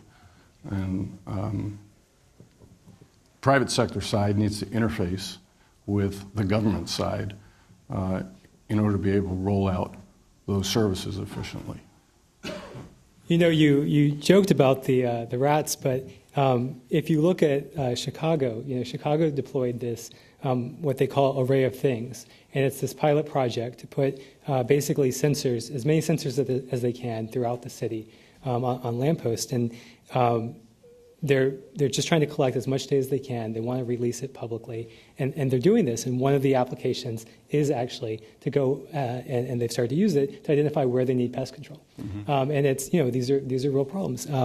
So it's good you bring that up. The next question I have for you is, you really gets to that question of data. With so much more data available to city leaders and to the public, what should they be collecting? What should they be going after?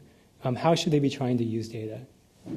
And so, why don't we start with you, Dan, since you're kind of in the thick of this. The Chicago example is one that I'm familiar with, and it's a great example. They lead the way on it, where and it demonstrates a commitment to getting as many sensors out there, as many connected devices out there, so that they can gather data, use it for decision making, everything from traffic decisions to pest control. But that can only go so far, and this is where industry plays, I think, an important role, is that the government, the county, city, state, we can't deploy enough sensors to really move the needle and make a difference. Otherwise, we're going to be managing an immense network of sensors that will not be sustainable. We will have to rely on the private sector to feed data to us, whether it's a real estate developer that's building a smart building and they hire, a company to outfit that building with sensors. We'll never see that data unless we have a partnership, unless there's an infrastructure, unless there are protocols in place that allow us to get that data. So if I want, for example, my first responders to have access to the temperatures, the occupancies, movement, whatever it might be that you can get out of a smart building while they're en route to that building, I have to have a way to get that data safely and securely.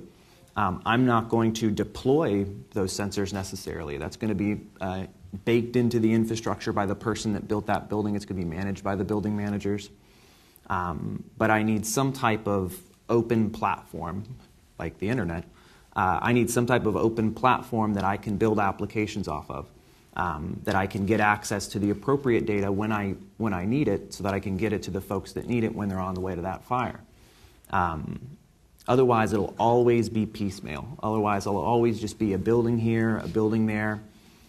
Because although we provide housing, we invest in affordable housing, that's a fraction of a % of all of the housing, all of the residences in Montgomery County. So I'm looking more at ways to how do I unlock what will be more and more data over time, as opposed to how do I deploy my own sensors in some case. Hillary, maybe you can jump in here. Obviously Toyota is a company that's kind of experimenting on the edge, especially on the public safety side of taking data from the consumer and sharing it maybe with emergency responders, or trying to get first responders to the scene faster. What are some lessons that we can take from that?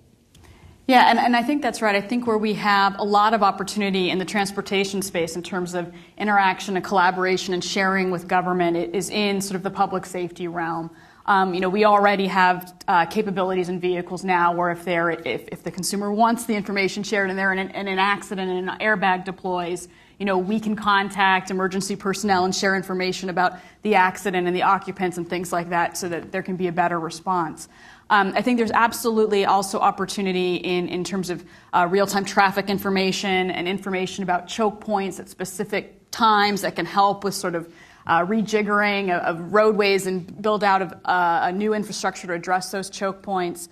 There's also the capability of vehicles to communicate information about road conditions, not traffic conditions, but like a pothole, right? The cars are the first ones that are going to discover there's a pothole, and if that information could be then transmitted sort of in real time to the folks responsible for filling those potholes, that could be useful. I do think one place where where it's not about the vehicle sharing the information with city planners and those sort of folks, but the other way is when it comes to roadside infrastructure that's going to be needed to support the vehicle to infrastructure communication system. That's going to require sensors on things like traffic signals and light posts and things that the private sector isn't responsible for. And so there's going to have to be some collaboration on those pieces to make this network work.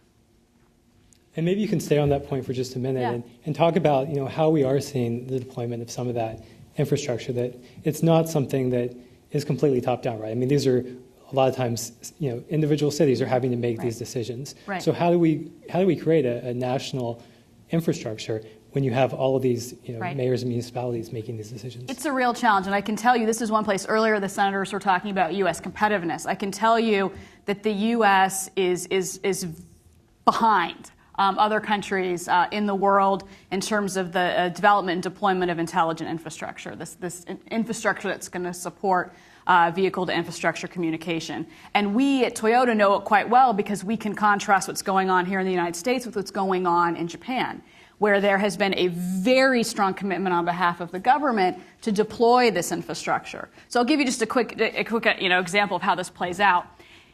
When you deploy a connected car, I'm talking connected car in terms of this ability to communicate with other cars and with infrastructure.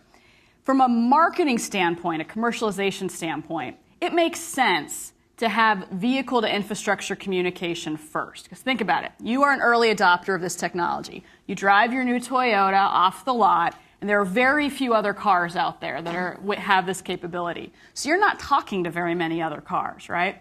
If there's infrastructure out there, you're immediately getting a benefit in terms of your exchange of information with the infrastructure around you. So that's what we've done in Japan. We deployed vehicle-to-infrastructure communication technology in Japan in 2009. We haven't been able to deploy it in the United States because there just isn't any infrastructure for the vehicles to be communicating with. But we do have a problem different than Japan, which is that we've got this sort of localized responsibility for infrastructure.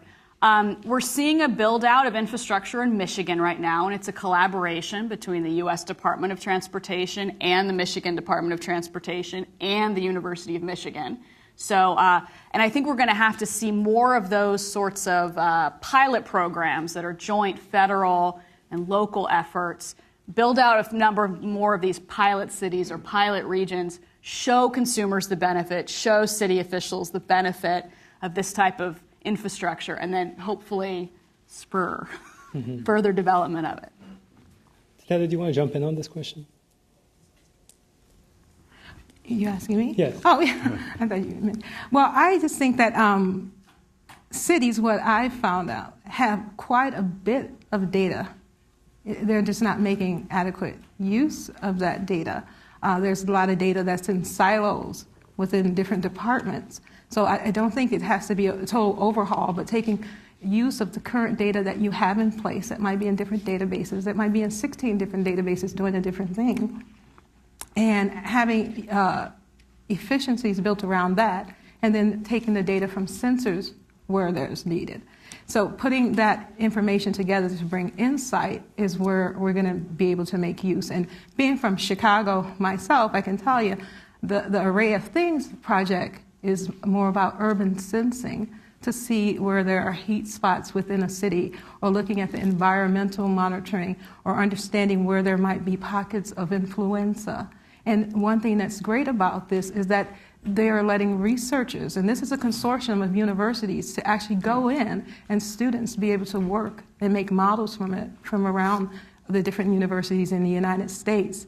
And when it comes to the rat problem, and you had mentioned it making national, I think got to start it on something. I want to give credit to the CIO of the city of Chicago, Brennan Berman, who was behind that, because of the fact that when I look at this country, yes, you're correct, we are behind when it comes to smart cities.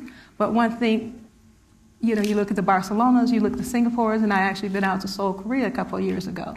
Okay, but one thing that we are ahead in is technology. And we have always been an innovative country. And what we need to do is continue to spur that innovation and use it correctly. But find the problem. There's a different problem in the Midwest or in the Rust Belt areas than you would see. Energy might be a problem more in California, or water resource.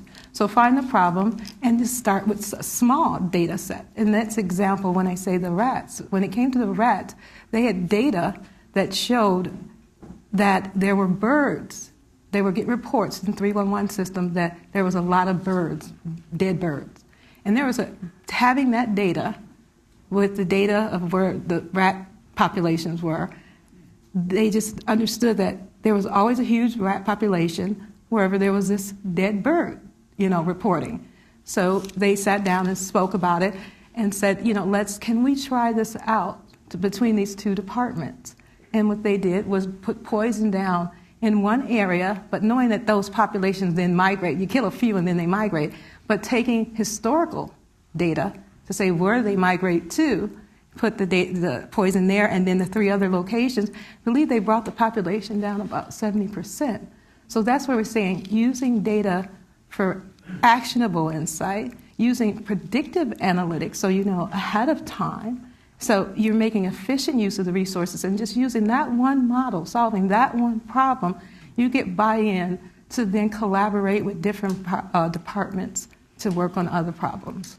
Right. And that's a great example, and thank you for the detail, because it really illustrates that need to work across departments. We talk about cities, but these are cities with lots of different agencies, lots of different stakeholders, and most of these problems involve bringing people together. Or to Dan's point, even if you're installing sensors, they might be city sensors, but they might be city sensors of this department and city sensors of that department.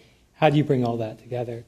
Alan, I want to go back to you. I mean, you've obviously seen some of the challenges probably of working with municipalities and deploying national infrastructure.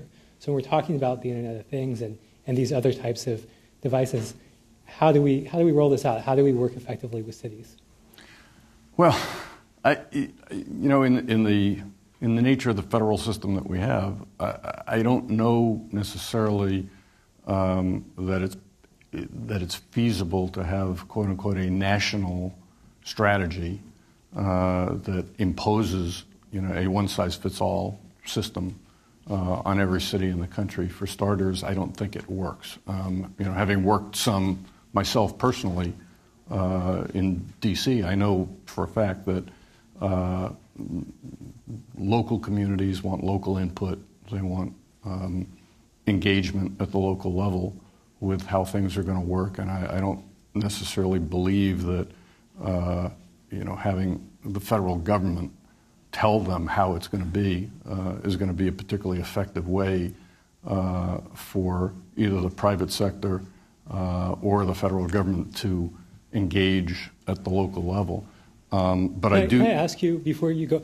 Do you think there's a difference between there's certainly a difference between maybe a top-down federal operational strategy versus something like the broadband strategy or other kind of aspirational strategies? Yeah. And is there room for something like that? Yeah, I do believe that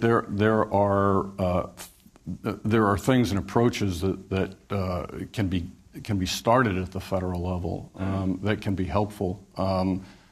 To begin with, and it picks up a little bit where you left off at the last panel, I don't know whether people in the audience are aware of this or necessarily familiar with it, but literally within the last day or so, the President's NSTAC, the President's National Security Telecommunications Advisory Committee, is issuing a report that starts from the premise that when the internet was created to begin with, nobody thought about cybersecurity, nobody thought about privacy, nobody built in to the internet that we have today consideration of those risks or dangers that we're now trying to reverse engineer. We're at the point now where, as we begin to think about creating the Internet of Things, we've got a little window of opportunity to engineer into the system that we're about to create consideration of how we deal with those issues of security and privacy. And it doesn't necessarily call for a regulatory solution, but I think what the NSTAC is suggesting in the report that they're just issuing is that we've got a little window of opportunity right now to collaborate with NIST, to collaborate with other federal agencies, to use the federal government in part as a laboratory, in part as a source of encouragement to say, let's start engineering those considerations into what we're doing today and use the federal government as a basis on which to build out the Internet of Things, building into the system from an engineering standpoint, from a voluntary consensus standards standpoint, those kinds of considerations so that 10 years from now, 20 years from now, we're not saying, oh my gosh, we forgot to think about these things from the outset. I think those sorts of encouragements, inducements, incentives, working with the private sector on a cooperative partnership basis today can be very helpful and can be an encouraging way to move forward. Yeah. That's an incredibly important point, actually, and it's exactly what we're seeing now in the test bed that we've created in Montgomery County. Working with NIST and 15 to 20 different private partners, including academic institutions like UC Irvine and MIT. It's not regulation that we want. In fact, some areas we want it to stay away, because some of the things we're doing, using various ultra-narrowband connected sensors and other things, there could be a regulation that comes out tomorrow that makes that entire strategy moot because we're using some unlicensed shared portion of the spectrum that's good for sensors, not good for much else, but it's really good for sensors and other things. But what we do need is that protocol. We need some standards. We need something that allows the device manufacturers and other folks to actually scale what they're doing. Because if we were to adopt our own particular proprietary approach in the county, and it got adopted by maybe a couple of more, we could go through a decade of which standard is better.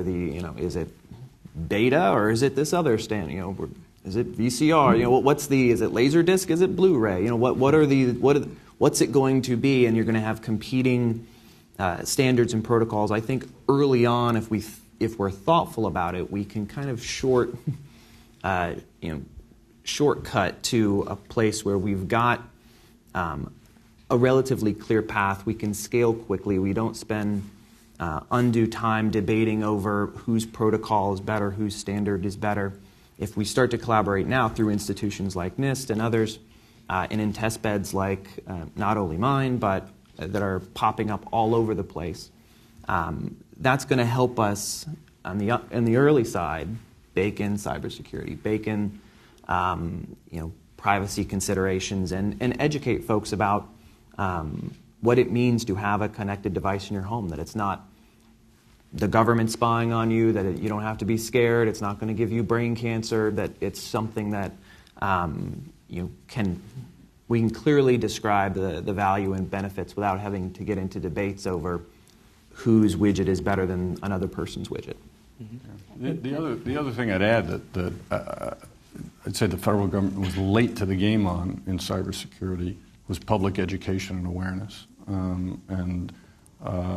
Again, in this area, and I think I only had a chance this morning to skim your new report, Daniel. But I think one of the items in your among your 10 principles was sort of promoting the idea that people shouldn't be scared of this. That there are great advantages to it, there are great opportunities here, and that there are important aspects to this that people should be aware of, people should take advantage of, and at the same time, the federal government can play a role in keeping people alert and aware and educated of what the risks are and what they should be alert to so that they don't do dumb things. So I just wanted to add on, in the case of standardization, how critical it is in the connected car space, and I'll give you three points that I think are illustrative. One is we need Toyota cars to be able to communicate with Ford cars, right? And we need Toyota cars to be able to communicate with any car from any other manufacturer. We also need a car to be able to communicate with the infrastructure in Portland, Oregon, just as it communicates with the infrastructure in Portland, Maine, right? And we also need it to be able to work 12 years from now, right? Because that's how long people keep their cars on average. So there's sort of three, I think, unique challenges in the automotive space where you're dealing with, different manufacturers and mobility and length of time that these things are on the road, that calls for sort of, I don't like to say freezing of standards because that sounds scary, but some sort of, consistency across the country and over time. Absolutely. And when you look at vehicles, I mean, you look at like the OBD port on the car, what you can use to actually plug into the car. I mean, these were things that were written in, was it 86? And Something 94 like that. went Long into time effect. ago. I mean, these were a long time ago, but they're still relevant today when you're seeing automation in cars and the devices that plug into these things. You know, this was based on rules that were written 20 years ago, so we can do forward-thinking rules. It just doesn't happen too frequently. Right. So I want to go back to this point on standards that everyone here mentioned. And, you know, Tanetta, you had actually brought it up, I think, first when you're talking about competition between cities. That, you know, ultimately cities are going to be competing in this area, but at the same time, they're also collaborating, you know, to Dan's point and to the other point. They still have to figure out how to come together because they want to be able to scale up. You're not going to have each city with its own standards. You're not going to have each city, you know, with its own vendor selling its devices if you want to have efficiency. So how do we merge those two kind of competing issues? How do we have that competition while still collaborating? That's a great question. Actually, let me clarify. When I say competing, I'm saying competing for jobs. For sure. Okay?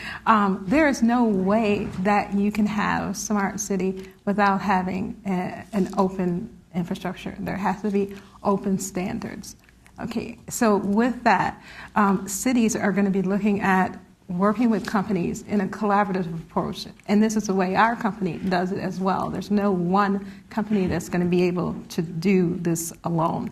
And you take your core capability and work with that city on that particular problem. So what cities that we're working with is that particular trial approach to get what that particular problem is and help them, and that becomes a repeatable model for another city to use. So it is about sharing, but when we say the cities that are on the more mature scale of being a smart city, which has that efficiency in transportation, which has more startups and industry growth, has the capability of striving innovation with the youth in the universities and keeping them there and keeping new jobs and putting more jobs. This is where that competition, but it has to be open, and any open data has to be communicated to the citizens of what this is. You know, even your privacy, that needs to be communicated. And then once, just like was noted earlier, that there is that sense of trust, then you spur the innovation.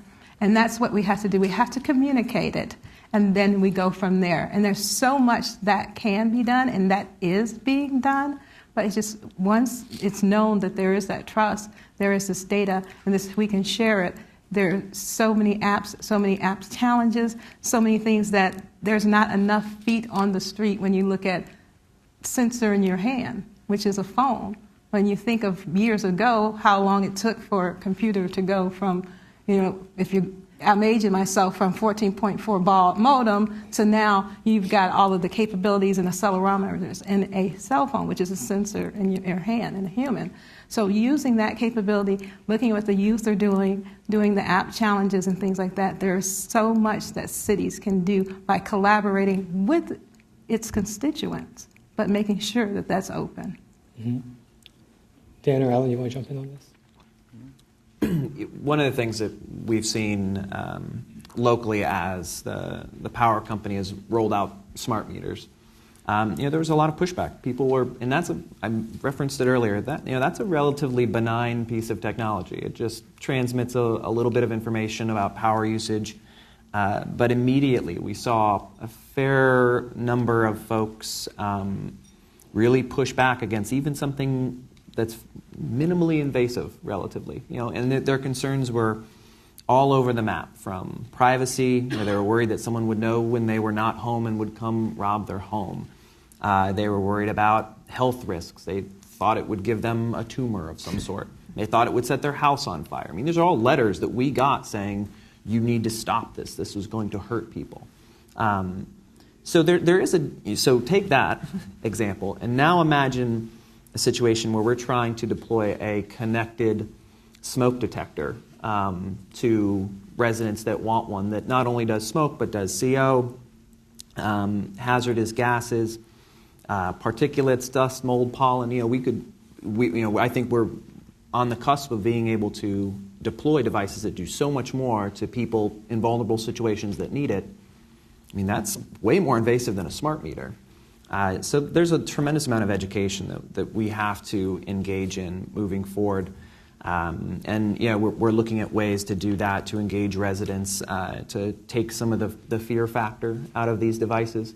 Because if we're going to do the really interesting stuff, if we're going to do the stuff that actually allows us to predict before someone is in a critical situation, or to be at someone's front door moments after they enter that critical situation, we're going to have buy-in from the community. We're going to have some acceptance that they're going to have to give a little to get a little extra security, and that'll just take time and a lot of education.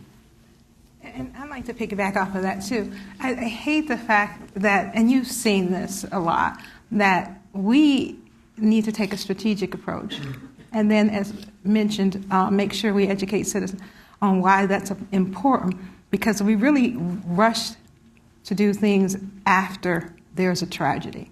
And that's what we would want to avoid with smart cities. If there's a tragedy, whether it's related to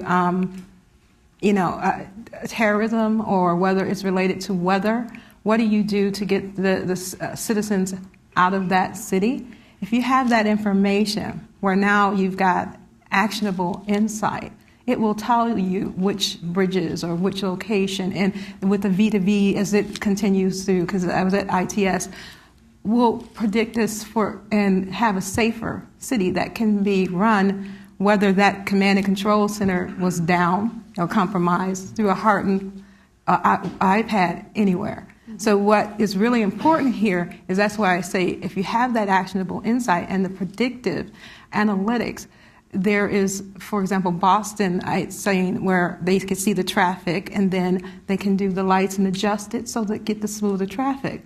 Whereas in Singapore, they already have predictive models to know ahead of time how to manage that traffic.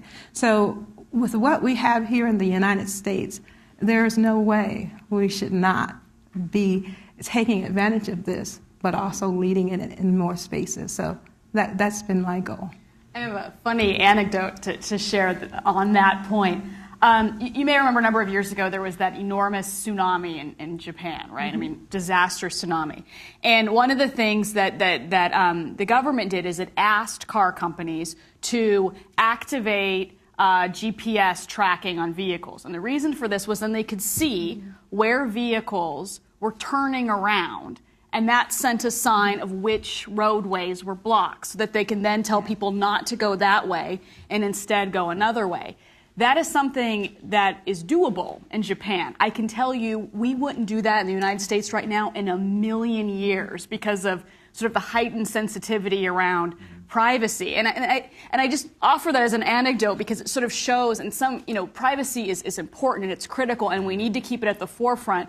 But sometimes I think there's this hysteria around it that causes us as private sector folks to sort of self-censor, right, on this type of thing that could save lives and get people out of, disaster situations quicker, for example. Yeah, there's a thoughtful risk-reward analysis that has to go on, and it has to be at really at the policymaker level, because they can't allow that kind of hysteria. The folks that think that smart meter is going to set their house on fire. We can't let that type of hysteria or paranoia drive decision making. We have to have thoughtful. Yes, there might be some things that we deem as private that might have to be opened up a little bit to enable a much greater level of security.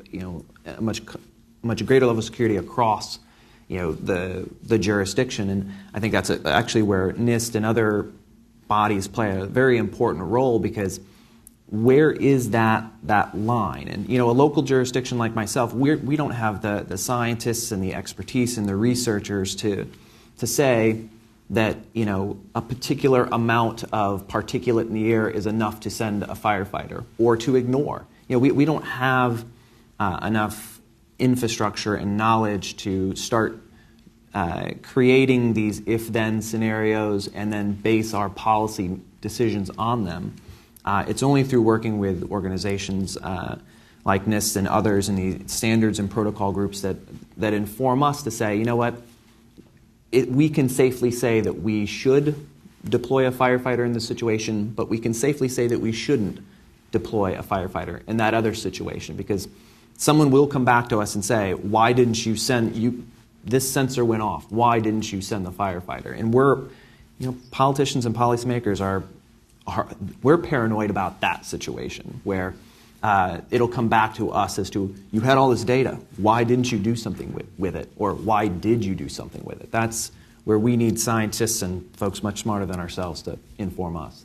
And I mean, to that point, and to Alan's point as well, about kind of fear in government, how do we, we obviously see, some of these cities that are leading, like Chicago and Boston, New York. These are places where in every single one of those cities you can probably point to some clear city leaders who are not risk averse, who are putting their name on their line. They're the ones that are championing the technology. They're making it happen. But you don't necessarily have those technology champions everywhere. How do we take traditionally risk averse, conservative in this way with technology and with kind of the political realities? How do we still deploy new technology that some citizens might have concerns about, where they don't know exactly how it'll be used, where they do have to do pilot projects? How do we balance those two things? Well, some of it can start here in Washington, and some of it can start at the federal level. I'm thinking about some of the examples that we just heard about, and thinking about some of Dan's comments, and we're in the process now of going through a transition to IP technology in our networks, and yet after Hurricane Sandy, where Lower Manhattan was completely wiped out in terms of old copper infrastructure, as was much of the Jersey Shore, as was much of Long Island.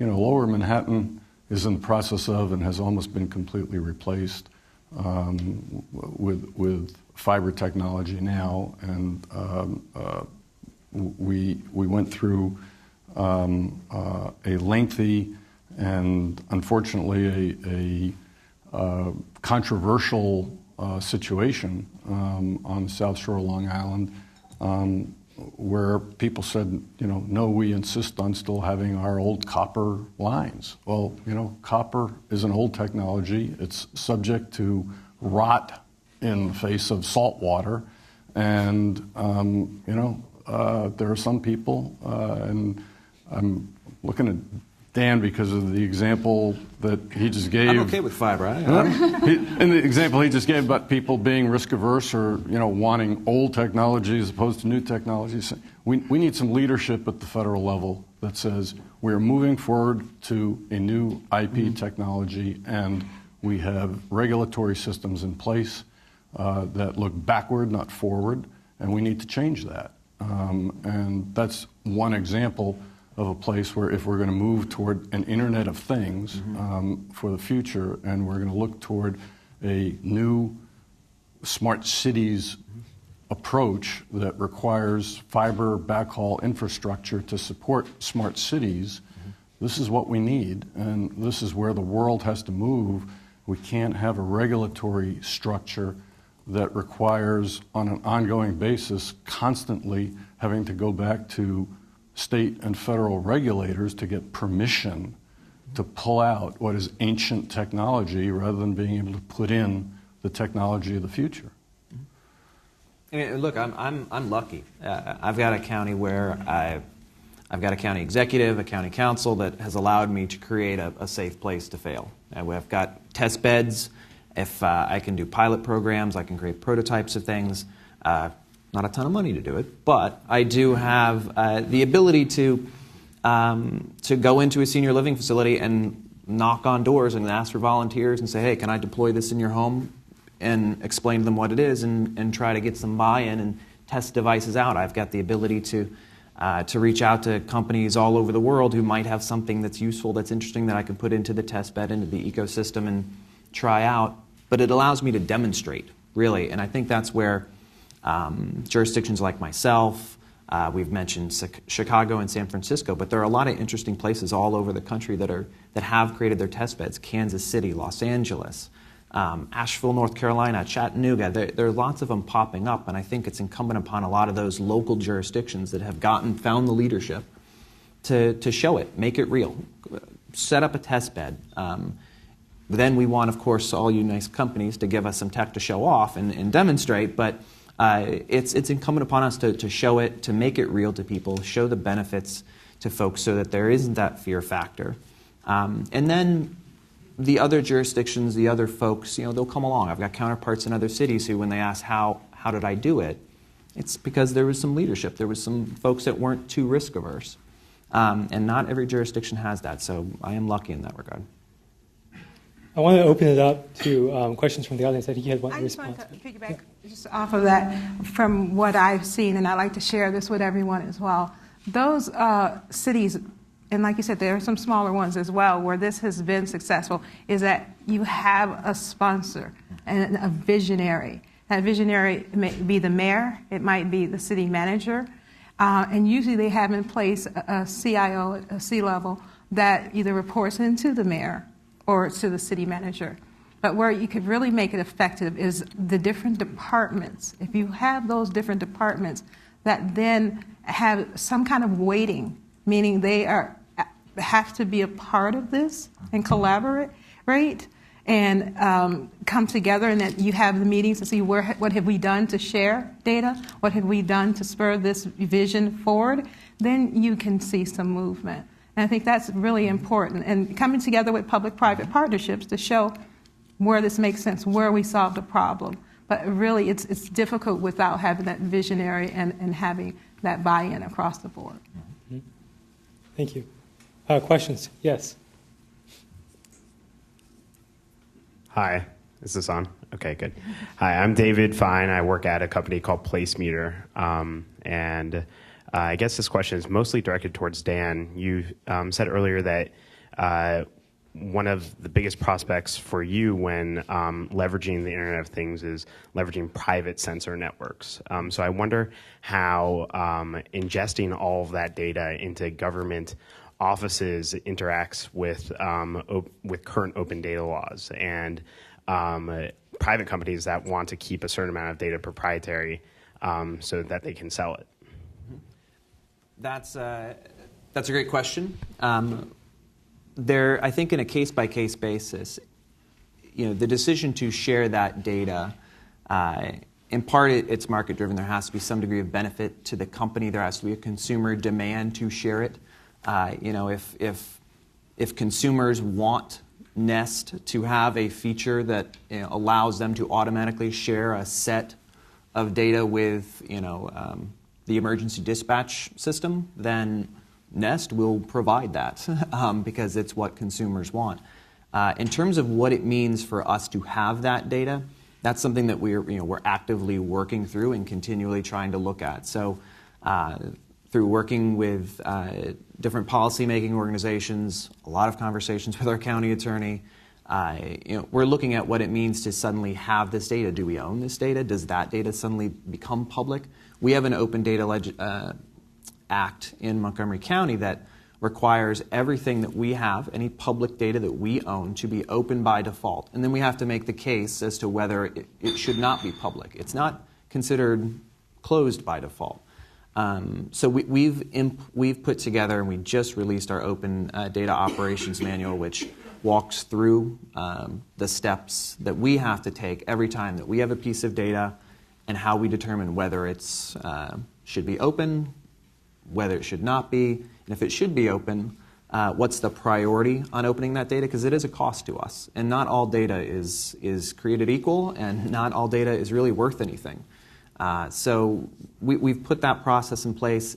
It's relatively new. It's in its infancy. So come see me at this in 2 years, and maybe I'll have a better answer, but that's something we're actively researching. Thank you. Other questions? If you raise your hand, we'll bring the mic to you. Yes. Hi, I'm Debbie Altenberg with Rensselaer Polytechnic Institute.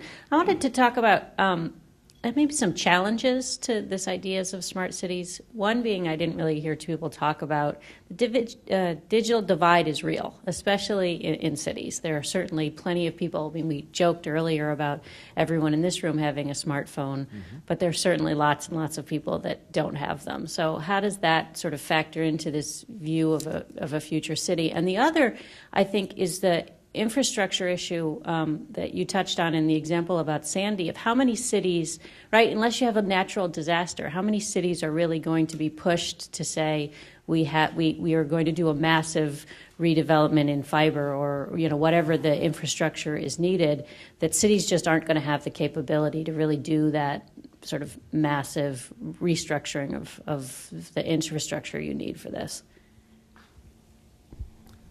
I don't want to talk too much. If we want to take the infrastructure one, or digital divide. Well, I could say that. I mean, right now,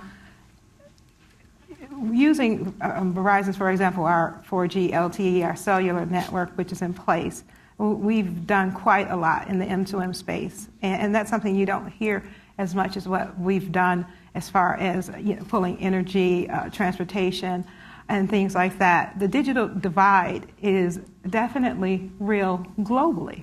And I just looked at an economic survey that stated that, and that's why I always go back to this as a play regarding economic development. The countries that are high on that digital spectrum area of technology have great economic development. The top on the list was Singapore. And then the bottom three, which my assumption would have been in third world country. Two were in Africa. The very bottom one was Haiti. So it shows you the importance of this when it comes to economic development and jobs. So now let's scope it back to the U.S. and U.S. cities. When it comes to that digital divide, there are ways still to get that through 311 systems that are still coming in through telephone, which then puts that data and then puts it in digital format. But if still there are other ways where industry can work with school systems and try to provide that so that they can have that type of access to whether it's mobile devices. I've seen it, and there's a way that we should continue to look at that seriously because overall this is going to help not only our citizens today, but our students for the future. In Montgomery County, we distribute smoke detectors free of charge to anybody who wants one. We'll come out and change your battery for you, free of charge, if you call us. There's no reason why we can't be using that same distribution mechanism, and it's the firefighters. Firefighters between calls will come out, put one in your home for you. There's no reason why we can't use that same distribution mechanism to deploy a connected device. What we're seeing now in the county among more vulnerable populations is they're pretty likely to have a smartphone of some sort. They might not have a landline, but they're likely to have a cell phone, and they're more likely to have a smartphone in an increasing amount. But that's not IoT, I think, in the sense that we're thinking. So what will it take to deploy a connected device in the same manner that we do with our dumb smoke detectors? That's what we're trying to test right now through projects like our Global Cities Team Challenge project with NIST. How do we deploy low-cost, long-range, low-power devices that don't require you to also pay for Wi-Fi in your home, that don't also require you to pay $40 a month for a monitoring service?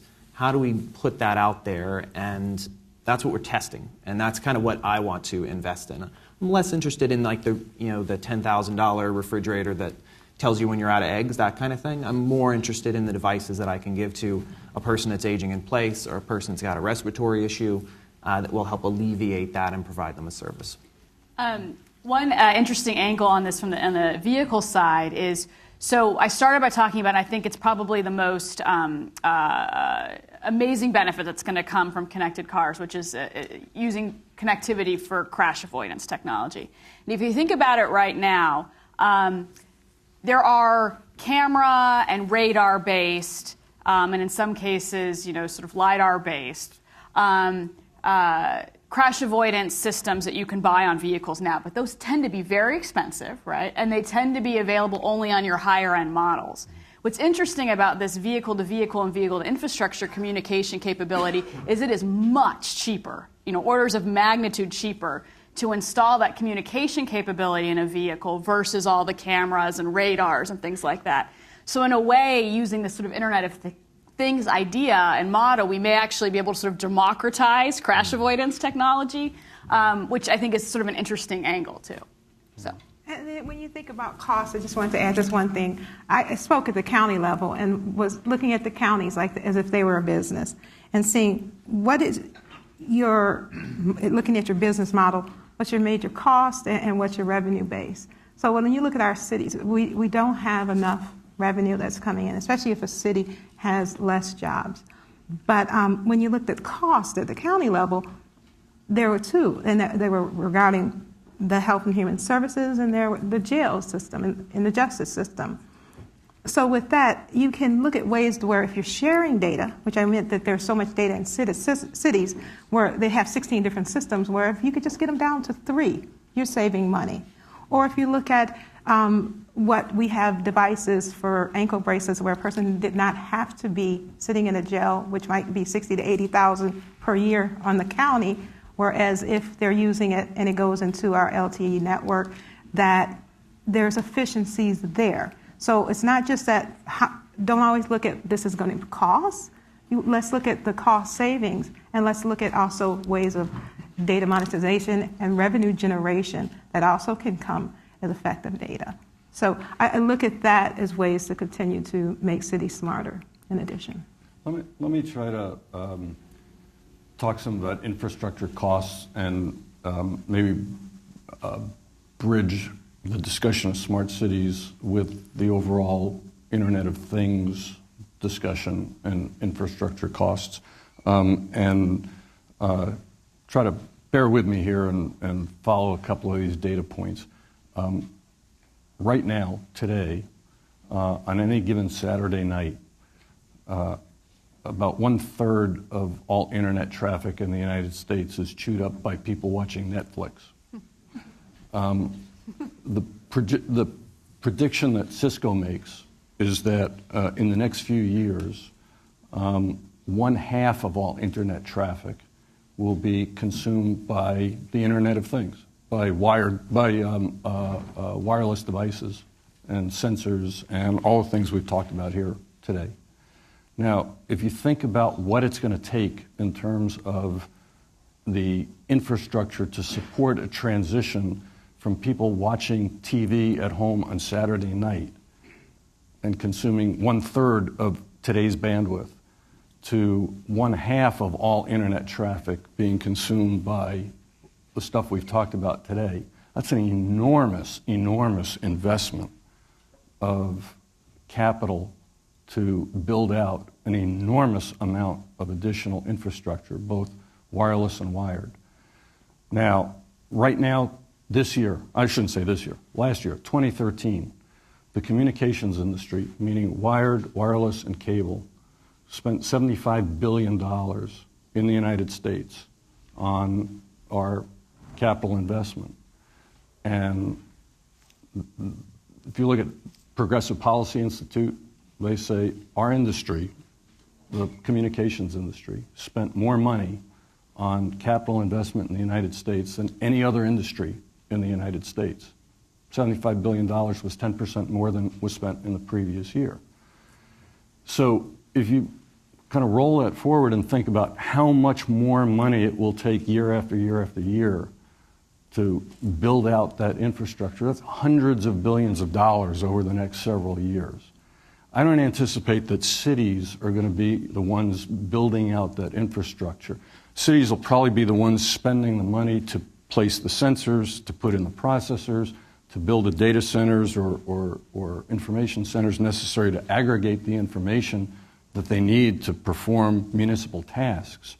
And there may be other, Toyota may be having its responsibilities to deal with what it does with cars, et cetera. Various government entities may be doing other things. Nest may be working on Nest products, et cetera. But there's an enormous amount of infrastructure underlying that needs to support it. And I guess the main point that I want to make is from the standpoint of, I'll get a little controversial here for you because we've got to juice the thing up a little bit. There's a big proceeding right now at the FCC, and one of the main focuses of that proceeding is how is that underlying infrastructure going to be regulated in the future. And if you take a look at an economic paper that U.S. Telecom filed recently within the last couple of weeks by two economists, a bipartisan team. Rob Shapiro worked for the Clinton administration, and Kevin Hassett, who's pretty much AEI, pretty much a Republican economist. The conclusion they come to is if we go the route of trying to regulate that infrastructure under Title II, try to make it a common carrier, public utility style regulated entity, you're going to lose tens of billions of dollars a year or over the course of 5 years is what they looked at in investment. And they just looked at 5 companies, 5 wireline companies. If you multiply that out over the entire industry, wireless, cable, and other wireline companies, it's a lot more money. So my main message is do no harm. Yes, and work together. We're at time, so I'll stop us there.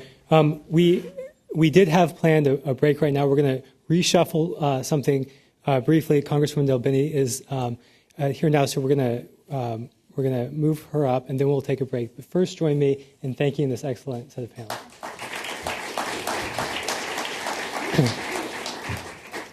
So next, it's my pleasure to introduce our next speaker, Congresswoman Susan Del Bini, who represents Washington's 1st Congressional District. Congresswoman Del Bini has deep expertise as a technology entrepreneur and business leader. In addition to a long career at Microsoft, she served as CEO and president of Nimble Technology, a business software company, and helped start Drugstore.com. In Congress, Representative Del Bini is a member of the IP subcommittee of the House Judiciary Committee, as well as a member of the Agriculture Committee, both which, of course, have interesting jurisdictions in areas where the Internet of Things is very alive today. So please join me in welcoming Congresswoman Del Bini.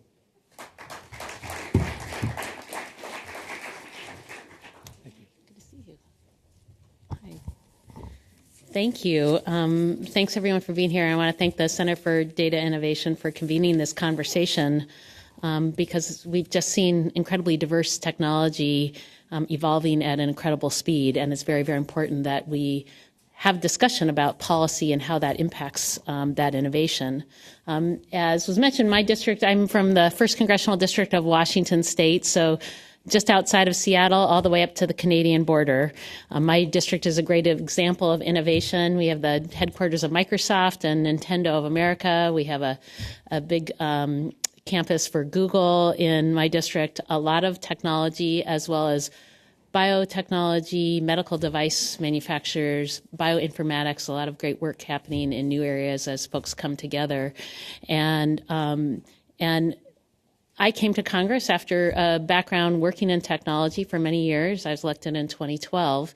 And my background has been working on many of these issues, but in a slightly different capacity.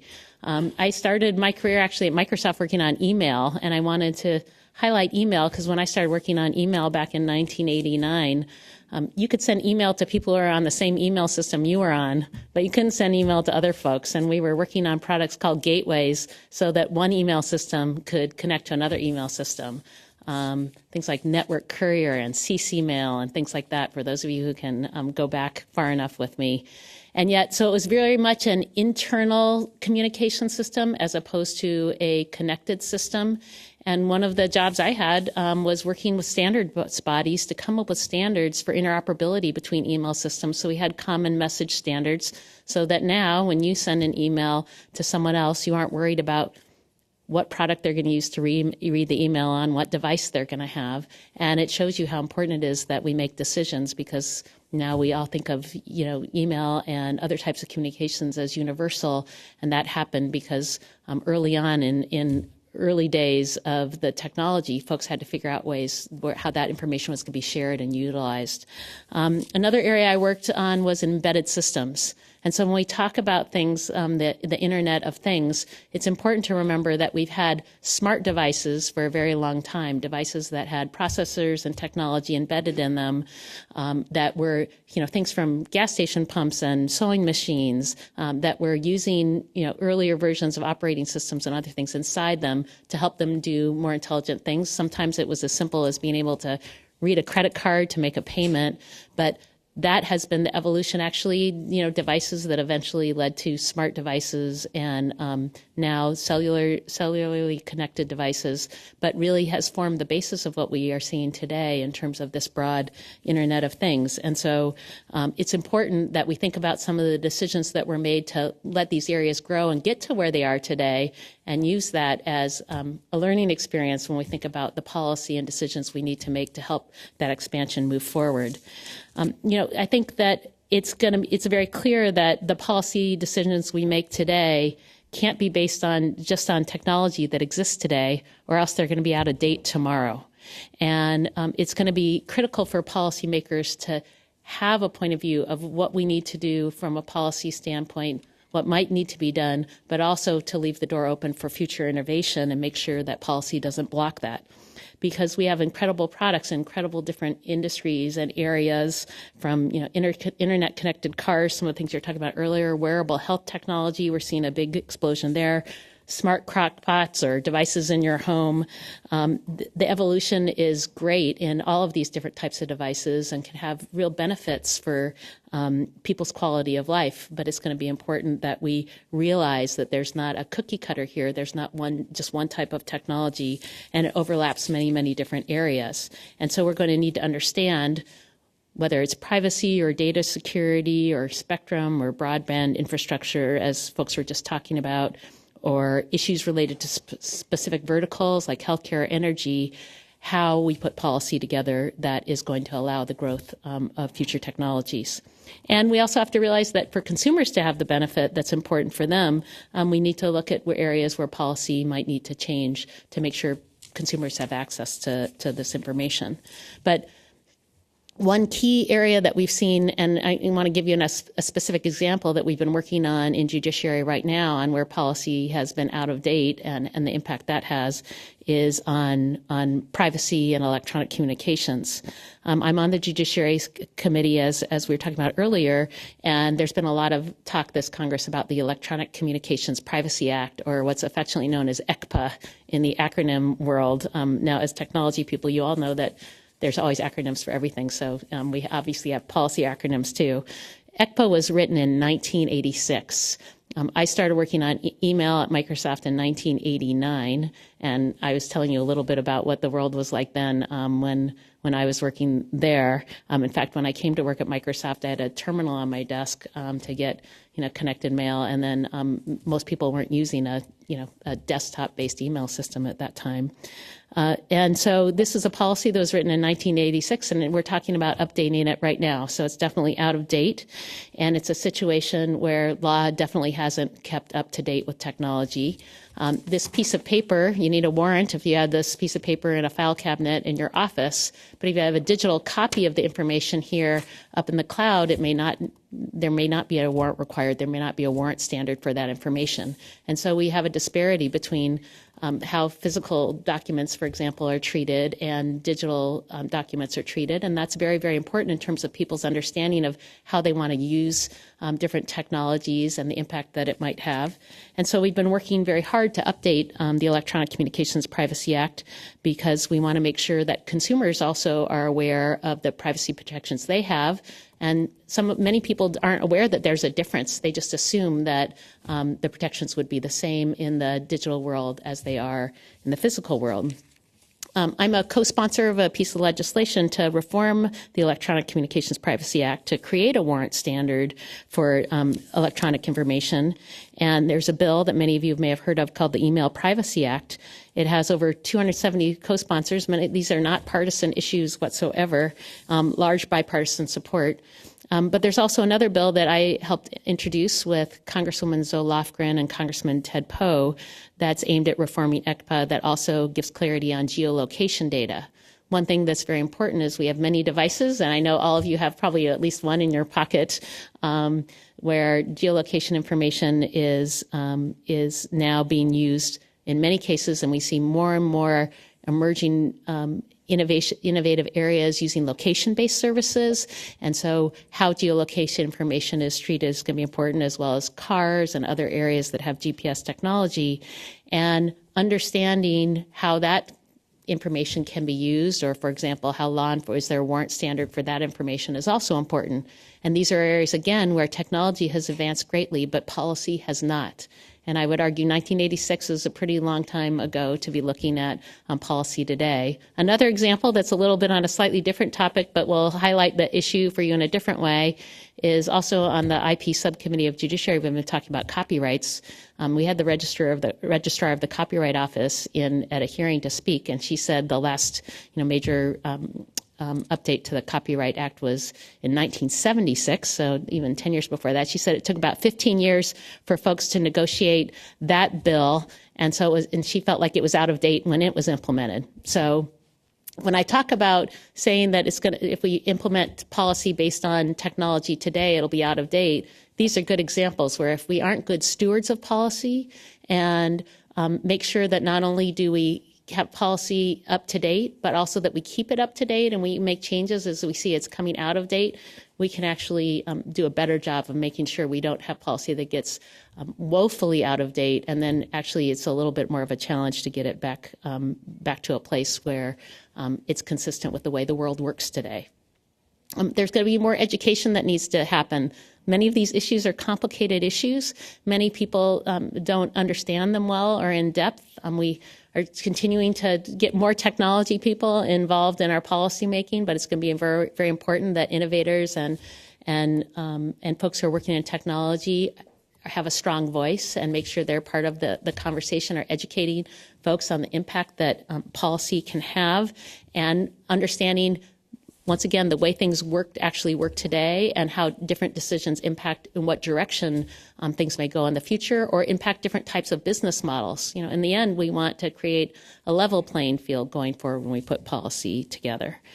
So there's going to be more information that's going to need to be necessary in education. If we talk about the Internet of Things, you've seen a lot of members of Congress running around with bans on Fitbits and things like that. So they are using things like that, but there's obviously a broad array of technologies that people need to understand and experience and understand out there that they may not use as much every day. And it's because it is going to have a big impact not only on people's lives, but also has a huge economic impact, and it's a huge economic opportunity for all of us and for innovation right here in the United States. And it will also make a big difference in many areas that are important to all of us: energy efficiency, our environment, healthcare, so many areas where if we do a good job of innovation here, we're going to see a huge difference. It's going to mean a lot of listening. It's going to, again, means that we need to sit down and have these conversations and have an ongoing conversation. And that's, I guess, the one thing that I really want to encourage of all of you is engage in the conversation and keep it going, because as a tech person coming in, working in Congress, I think we haven't necessarily kept these conversations going as much as we need to. As we see this explosion, especially in many areas, as opposed to kind of isolating technology and thinking of it as something that has to do with just a computer or a tablet, now as people think of it much, much more broadly, that's an incredible opportunity, but also a very, very important area for all of us to have a conversation and make sure that we have an environment that allows that to grow. So I want to thank you not only for the work that's been done so far, but I also want to make sure that everyone takes from this that we should have an ongoing dialogue going forward. I encourage that and want to participate in that myself with all of you going forward. So thank you very, very much.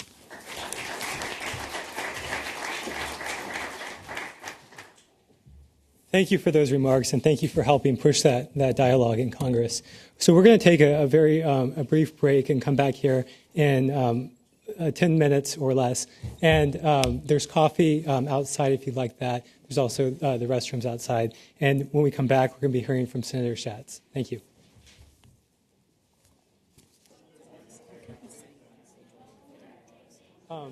He can sit right there and come up, or he can sit here, whatever is more convenient.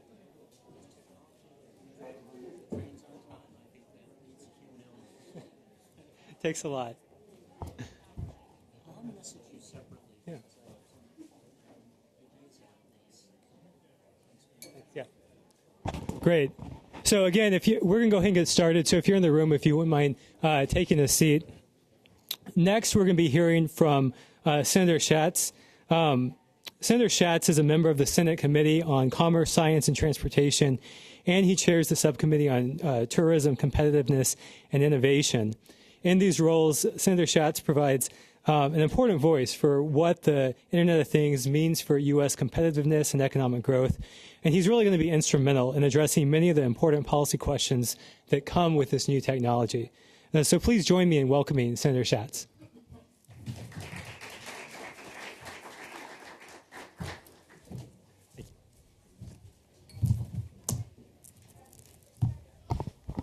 Well, thank you very much for having me. I really appreciate the opportunity to speak to the Center for Data Innovation, which has convened a really important discussion. And I guess the first thing I want to say is that it's something you may already know, but it's worth repeating, which is that the thing about the Internet of Things is that nobody's heard about it, that people don't understand what it is, and they're not even intuitively in touch with what it is. They may understand that your Fitbit can do a few things or that devices are increasingly integrated.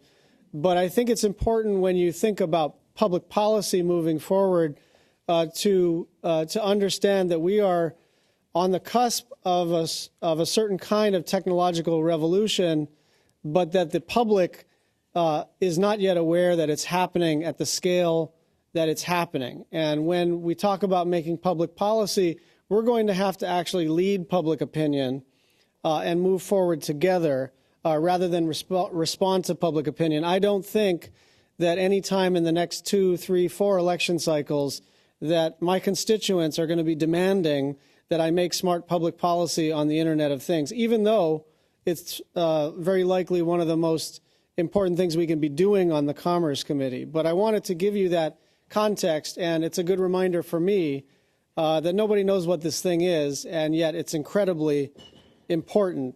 Every second, nearly 100 things are being connected. Things most people know about include smartphones and activity tracking wristbands, but the reality is that while few people know the term the Internet of Things, they're already exposed to this technology when they cross the street or wash their hands. It's estimated that by 2020, 50 billion devices will be connected to the Internet, making it a multi-trillion-dollar market, and the number of devices will continue to grow. But a recent study showed that 70% of widely used IoT devices had security vulnerabilities, 70%. So policymakers actually have no choice in this space. We must take on this topic, both because of its scope and its potential benefits and dangers. The benefits are enormous, and we've seen the beginning of it in the state of Hawaii as we start to work on the smart grid. Our challenge in the state of Hawaii is we have high penetration of intermittent renewable energy, and we have island-by-island grids, and we have the headquarters of the Pacific Command on the island of Oahu. All that adds up to lots of grid challenges and instability and power quality challenges, and so the DOE, the DOD, and the private sector are investing a fair amount of money and some of their best researchers in an IoT project, in several IoT projects that are smart grids and microgrid enterprises. But beyond this, these connected devices are saving lives. Wearable devices can already help to alert commercial truck drivers when they should stop driving and rest. Smartwatches, of course, monitor signs of epileptic seizures and will alert a family member or a caregiver when a seizure occurs. Bridges outfitted with sensors will help engineers learn about structural problems before it's too late. And we have our first fixed guideway rail system being built on the island of Oahu, and I have no doubt that some of this IoT technology will be integrated. And connected hand washing stations at hospitals can help prevent the spread of infections. But with all those benefits, there are significant risks, both privacy and security.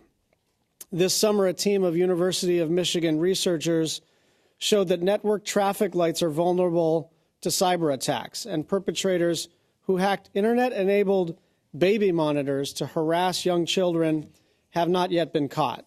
So with these issues, there's a real question about who has the responsibility and the authority for managing risk on behalf of the public. And I would submit to you this. I am a private sector-oriented Democrat. But there are certain things government has to do, and this is one of them. We are going to have to get engaged. My own philosophy is that we should have a light hand, but we still need to have a firm hand. I took one golf lesson one time in my life, and the only thing, I don't do it, but I remember what he told me to do, which is when you hold the golf club, you're supposed to hold it like a tube of toothpaste, which is to say, tightly enough so you don't drop it, but not so tight that you squeeze it. That's kind of squeeze the toothpaste out. That's my philosophy when it comes to regulating these matters. I think we need to have a firm enough hand to have some rules of the road to ensure security and privacy, but not to snuff any of this great innovation out. One of the challenges is the alphabet soup of agencies that have regulatory oversight over these questions. The FTC is involved in privacy issues. The FCC will be involved in the spectrum usage. The FAA is working on finalizing regulations for drones. The National Highway Transportation Safety Administration is working on regulating intelligent vehicle technology, and the FDA will be involved in the medical device side. That's probably not even a complete list, but you can see for policymakers that this is going to get unwieldy very, very fast. The risks to security and personal privacy will be at the forefront of many consumers' minds, and with the right actions on the part of industry and government, will earn and maintain public trust. But the scale of the Internet of Things will require us to think in new ways about privacy. For instance, while some devices will interact directly with the consumer, others, like connected airplane engines, will operate principally in the industrial space. So we'll need different sets of considerations for personal data than for other data, while at the same time accommodating for the interconnectivity of personal data with other data in the Internet of Things. The debate will continue over the value of comprehensive federal privacy legislation that governs the collection, use, and sale of personal information by private companies. Our current privacy framework consists of several laws that address specific risks, but could leave some areas without adequate regulation. And so we need a balanced approach. Because of the technology's rapid pace of advancement, any legislation should be principles-based and avoid being overly rigid. This is an example of an area where we should do what Wayne Gretzky always talked about, which is we have to anticipate where the puck is going to be rather than skate towards the puck at its current time. And this is going to be an incredible challenge as we see the exponential growth and the sort of unpredictable directions of the opportunities, that we don't want to end up where we are, frankly, right now with cable television, with other telecommunications issues, with a statutory infrastructure that is outdated almost as soon as it passes. And so we need a flexible regulatory regime on the statutory side that establishes some basic principles and rules of the road and allows the various regulatory agencies with jurisdiction over these issues to iterate this thing over time. And so what I wanted to come to tell you is that I think it's good news that the Senate is starting to engage on this issue, but I think the questions in front of us are too numerous to answer right now. There is the question of how firm of a hand, which is, I think, going to be both a practical and an ideological question. There's also the question of how fast to move. I think if we try to move too fast, you could see positions hardening, and it would become something like the internet sales tax issue, where people have just picked their camps and there's going to be no movement, I think, for quite a long time. And so I think there's a saying in Hawaii that is, go slow to go fast, which is to say, you want to move as fast as you can, but if you start to move too fast, then you're never going to get anywhere. And so I think we need to be the world's greatest deliberative body. We need to use the bipartisan nature of the Commerce Committee, and it is one of the few remaining committees in the Senate where there's really a good partnership between Republicans and Democrats. Start oversight, start questions, explore these policy questions together and to try to get it right. This is not an easy question to answer. I think government has a role, but I'm very interested in allowing the Internet of Things to thrive. I see tremendous opportunities in energy. I see tremendous opportunities in defense. I see tremendous opportunities for consumers, but I also see some significant challenges in terms of privacy and security. And so I hope to be one of the people working with my colleagues in the Senate, with the administration and with the private sector, and with the Center for Data Innovation to try to get this right collectively. So thank you very much for the opportunity.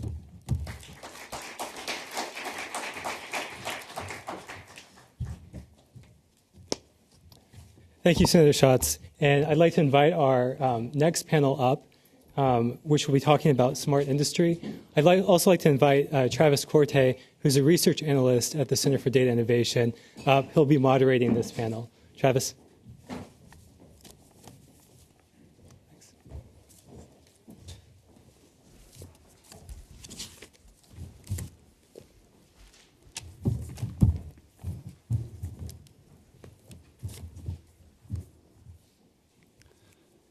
Thanks, Daniel.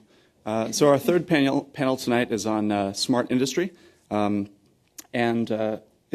sort of funny to have conversations about data innovation with people from industry, just because there's kind of a sense of been there, done that. You know, we're talking about in government a lot these days. We're talking about automation and cybernetics and control systems and automated monitoring. You know, these have been happening for decades in industrial contexts. I don't think that's the kind of conversation that we're going to be having about the Internet of Things, because I think there is a sort of a fundamental departure going on. We're not talking about these individual systems that I've just been mentioning. We're talking about bridging gaps between systems, creating systems of systems, looking at things from a higher level with the new information that we get from these connected devices. When you hear the famous story about the Raytheon factory, where they know how many times every screw is turned, that's not just a measurement project. They're not just throwing that in a spreadsheet and checking it and saying, okay, you know, that's probably going into a predictive model with 100 other factors to predict the failure of some systems. And then it's probably going into a data warehouse so that some imaginative operations research analysts down the line can think of something interesting to do with it. The point is sort of reducing information leakages between these multiple systems. Not the point is not the screw. The point is the information landscape overall.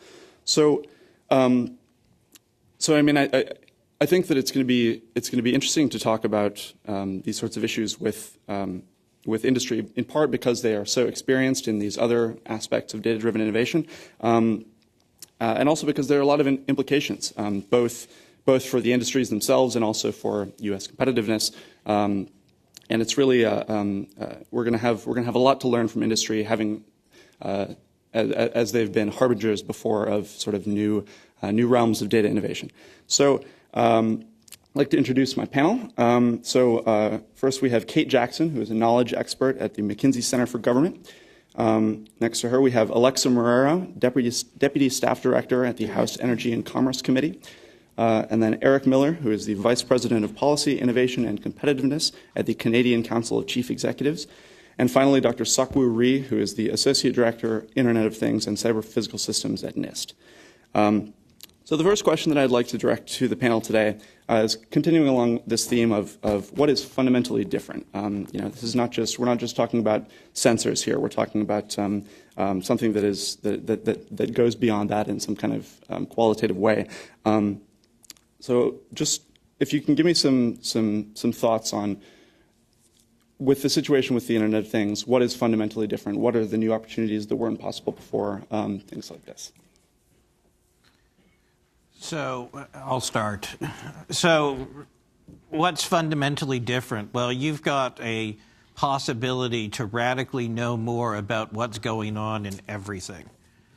So you take, for example, a power plant that has sensors in it. You know that it is set to fail before it fails. So you can take measures to mitigate the problem. You have a capacity to with your factory in that Raytheon has with turning screws. I mean, I'm sure that in future the episode of how it's made that shot at that Raytheon factory will look very different. But you have the ability to build things to a level of precision to know where they are that is really quite radical. One of the things we're releasing today, a major report on 45 ways to make North America more competitive. And one of the things that we've talked about is using big data in the supply chain. But what this goes to is changing how you do certain processes of government. So where does industry interface with the regulatory process? And so what we've suggested is you provide incentives by changing how you do import administration to companies so that they will visualize or make transparent their supply chain. So all of a sudden that the importer of record bringing something in at the Port of Long Beach knows what's going on 4, 5, 6 stages back in their supply chain. And you know what happens when there's dark markets that become light? You realize that your suppliers were overcharging their suppliers, and all of a sudden you get productivity enhancements and you get price reductions. And you know what? You also get security improvements. And so you get public benefits and you get private efficiency enhancements. And the ability to know where things are and to see patterns of where things are is just something that is so radically different. I mean, I'm sure that when Henry Ford put together the River Rouge factory with 100,000 workers in 1912, that it looked radically different. But this gets us to a level of efficiency and productivity that was unforeseen in the past. I think in some ways there's a difference between the old way and the new way in that the Internet of Things creates new opportunities, but it also mandates a new set of capabilities to get that work done. So you're driving down the road in Japan and the billboard changes based on the characteristics of the car you're driving and the information about your purchasing patterns. You're sick from a cardiac disease and you have a monitoring device in your body that can signal to your doctor, partly because Ginger.io also has information from NIH, real time knowing what are the symptoms and signs of onset of an additional cardiac arrest that your doctor can get in real time. Those are some ways. A paper and pulp manufacturer that was able to save 15% of its energy costs by conducting the kiln slightly differently and calibrating it perfectly in a way that the human eye can't do, saving energy costs and increasing production. Those are ways that the Internet of Things changes the accuracy, the capabilities of companies, and fundamentally it kind of enables a reimagination of what a product can be. You might not have thought a product could be a constantly changing billboard sign, or what you do now with that additional cost savings as a paper and pulp manufacturer. But it takes a set of capabilities that not all companies and not all governments have today. And in some ways, I think there's a continuum for a lot of companies from going from just being able to analyze data, knowing what data really matters, what data are the drivers of decisions, versus the totality of data that's so exciting to think, oh, well, now we have all these millions of people with over 1 billion people with a smartphone, but do you know what information about that smartphone pattern really matters? Do you have the data analytic capabilities, the centers of excellence that can inform business decisions? Thinking now, I think the other big change to conclude on that is, so it's changed products, changed interaction with the world, and then a changed role of IT within a company. So IT isn't necessarily just a service provider anymore. It's a critical part of the business strategy of an organization. And I think you see that in the last panel where we have chief information officers, chief digital officers at a municipal, state, and country level now too. So government is following where business has gone, which is to say, we're going to turn this into a business strategy capability. So, yeah, if I want to add something, I want to rephrase the question a little bit. It's not about what is fundamentally different with IoT. It's more about what is fundamentally different with IoT now. Because IoT itself is not new. It's been around for a long time. I started with M2M like 20, 30 years ago, talked about WSN, wireless sensor networks, and IoT, and there are a lot of brand names out there that companies created too. So the question is, why now? For the last few years, IoT really became yeah. Do I get it? All right. I like hand mics anyway, better. So, hello? If you start singing, it'll come on.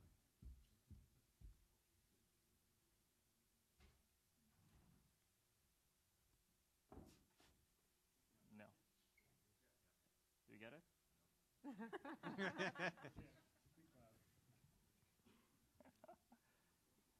Should we pass these? Does it work? Yeah. Somehow, if mic is given to me, it stops working. You're with what agency I'm again? an IoT magnet. Seriously, is any microphone that's working? Maybe not. All right, so I can keep talking while you guys are working on it. Yeah, sure. So historically, IoT has been around. It's just that a lot of people start to getting aware of this IoT recently for the last few years. And why? What's different? Really, at the end of the day, if you look at the IoT for the last few years, before a few years, it was really about connectivity. So people are saying, I have a sensor, and I need a wireless. I need a wireless. I want to connect the devices. And they put tons of money and investments into that to getting that working. How do you better connect them? And recently, things have started changing a little bit because of a lot of understanding about big data analytics. Now, it's not just about connecting my thermostat to like this furnace over there, which you can still do without even wireless or anything like that. But now people start thinking that now if you aggregate these data, not in a small scale, but it's a mass scale, you can extract very useful information out of it. Not just temperature at 3 o'clock in the morning or anything like that. You can get patterns. You can get some useful energy information. You can get something that is not obtainable before. That's what's really driving IoT. So going back to your question, what is fundamentally different in IoT? It is really about how do you make new business models based on these new technologies. So think about it. I mean, there are going to be a lot of sensor manufacturers who's going to make money out of this. They're going to have a new business model. They're going to use sensors and wireless, all that. But at the end of the day, the industry has to really spend a little more time, and they are actually spending more time on how to use this new technology to really build a new business case and business model, which may not be the same as what they've been doing for the last 100 years. Okay? So think about Industrial Revolution. I mean, it fundamentally changed the landscape of the industry. And personally, I believe IoT can do a very similar thing to the whole industry. Question is, who's going to get there first? I think from a public policy standpoint, if the question is why now, and I think that is a good question because it's not new, but it is why now from a policy making standpoint. I think it's why now because it is being more widely deployed and because it is reaching consumer side. So it's not just in industry, but some of the adoption within industry is actually, excuse me, it is actually now consumer facing. And so we have questions about privacy within energy sensors. And so that's where there starts to be increased, at least policy-making discussions around this, because there are questions that we have not had to grapple with before, even for as long as Internet of Things has been around in some degree in industry. So let's push ahead a little bit on the sort of policy side. I'd like to hear both from the people thinking from the perspective of the private sector and also from our government panelists. What do you think are the areas in greatest need of sort of policy intervention in this area, and where can government help ASAP? So I guess from my perspective, number one is privacy. This is a huge concern. I mean, there's the Internet of Things and the Internet of People. And when it comes to the Internet of People, there's an awful lot of concern about privacy. And some of that is who's doing what, to whom, with what data. And it's also about the vulnerabilities of cybersecurity. And so that's something which I think will become important. and also standard setting, frankly. This is, as you network everything, some things can be made more resilient than others. And so this is about a lot of what NIST does in terms of standard setting and how do we build resilient systems. So if you're building a networked refrigerator, are there ways to make that more resilient than others? Are there ways to ensure that the data flow from the refrigerator to Peapod to tell them to bring me some milk is actually not compromised? And so there's all sorts of things you have to think through on both the privacy front and the standards front. So traditionally, government has two methods of getting things done. One is carrot, the other is stick, which means carrot means you have R&D funding to get new technologies done and develop new technologies. Carrot is really, that's carrot, and that stick is more like regulation and all those kind of, which is critical in getting, making sure things are safe and things are in order. I believe there are a third way of doing it from the government perspective, which is about providing playground. And it is very much related to standards, actually. As you mentioned, standards is extremely important part of IoT, and more important than anything else in the world, or historically. Problem is, there are too many standards out there. And as one of the panelists talked about fragmentation, that's exactly what it is with IoT. Everybody claims they have their own standard. Every company is creating their own thing. All these standard bodies in the world are creating their own IoT standards, which are not interoperable with each other. In this environment, things will not going to move fast enough. So how do we do it? There are a couple of different ways of doing it. One way to do it is as a big brother, whoever that is, or a big authority, writes down a standard in a paper and asks all the manufacturers or the companies to use it. That's one way to do it. Which works in a lot of different cases. The other way of doing it in IoT, especially when there are already a lot of existing standards competing, what government may be able to do is provide a playground that these different standards and different solutions and different requirements can kind of either work together or even compete together. And they can kind of figure out which one works and which doesn't work. Right? It will happen no matter what in the market. We're going to figure it out. Question is how fast the market can get there, and what is the role of the government to accelerate that process. And so NIST is working on, obviously the program is called the Global Cities Challenge, which was a follow-up program. It's called the Smart America Challenge. The goal is to provide those kind of playgrounds to IoT manufacturers and cities, and we talked about smart city before this session, so that they can test it out and what works and what doesn't work. And hopefully what works can be adopted by other cities, and that means it's replicated and scaled. So that's kind of one comment I have. I would add to the issues that have been covered, data security. You've suddenly got companies and industries that had not been in the data collection business that suddenly are collecting massive amounts of data. And so we've been looking at whether this is an area where some federal preemption is necessary to have a uniform standard for data security. It's related to the privacy question, certainly, but I think that it is a distinct area. Another area that's really emerged for us in our work is regulatory certainty. When you're looking at all the possibilities in medical apps, wearables, things like that, there's uncertainty in how they'll be defined and regulated by FDA. Are they going to be medical devices regulated through the traditional pre-market approval process? That will be incredibly chilling to the rapid pace of technological development. But you're already seeing concern on the part of some major innovators about how regulatory the health space is. And so I think our challenge is to find a way to maintain the safety of health-related devices in other areas while still promoting that innovation and allowing industry to be more nimble and move quickly. The McKinsey Global Institute released a couple of studies in the last year that capture the economic value creation potential of the Internet of Things as well as open data. And I'm connecting the two because so many of the newer Internet of Things, the now Internet of Things like you were describing, relies on open data as a noun, a thing, and then big data analytics as the verb. and the Internet of Things as sort of the amplifier to create new products and services. So we look at $6.2 trillion that can be created from the Internet of Things by 2025, and $3 to $5 trillion of economic value from open data every year, just in 7 domains of consumer finance, electricity, oil and natural gas, education, transportation, healthcare, and energy itself.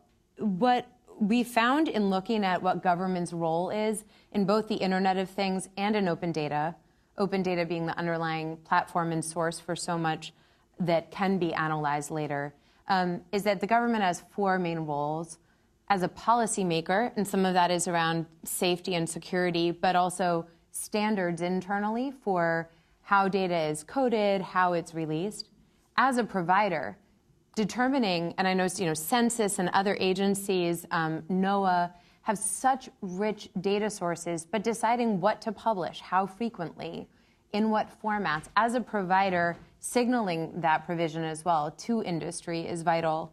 And then government as a user, if you see, governments are now in India being able to use climate detection to deter certain pests and crops because they have real-time information. As a user, police departments are using crime information that's from Internet of Things sensors in cities to deter vandalism.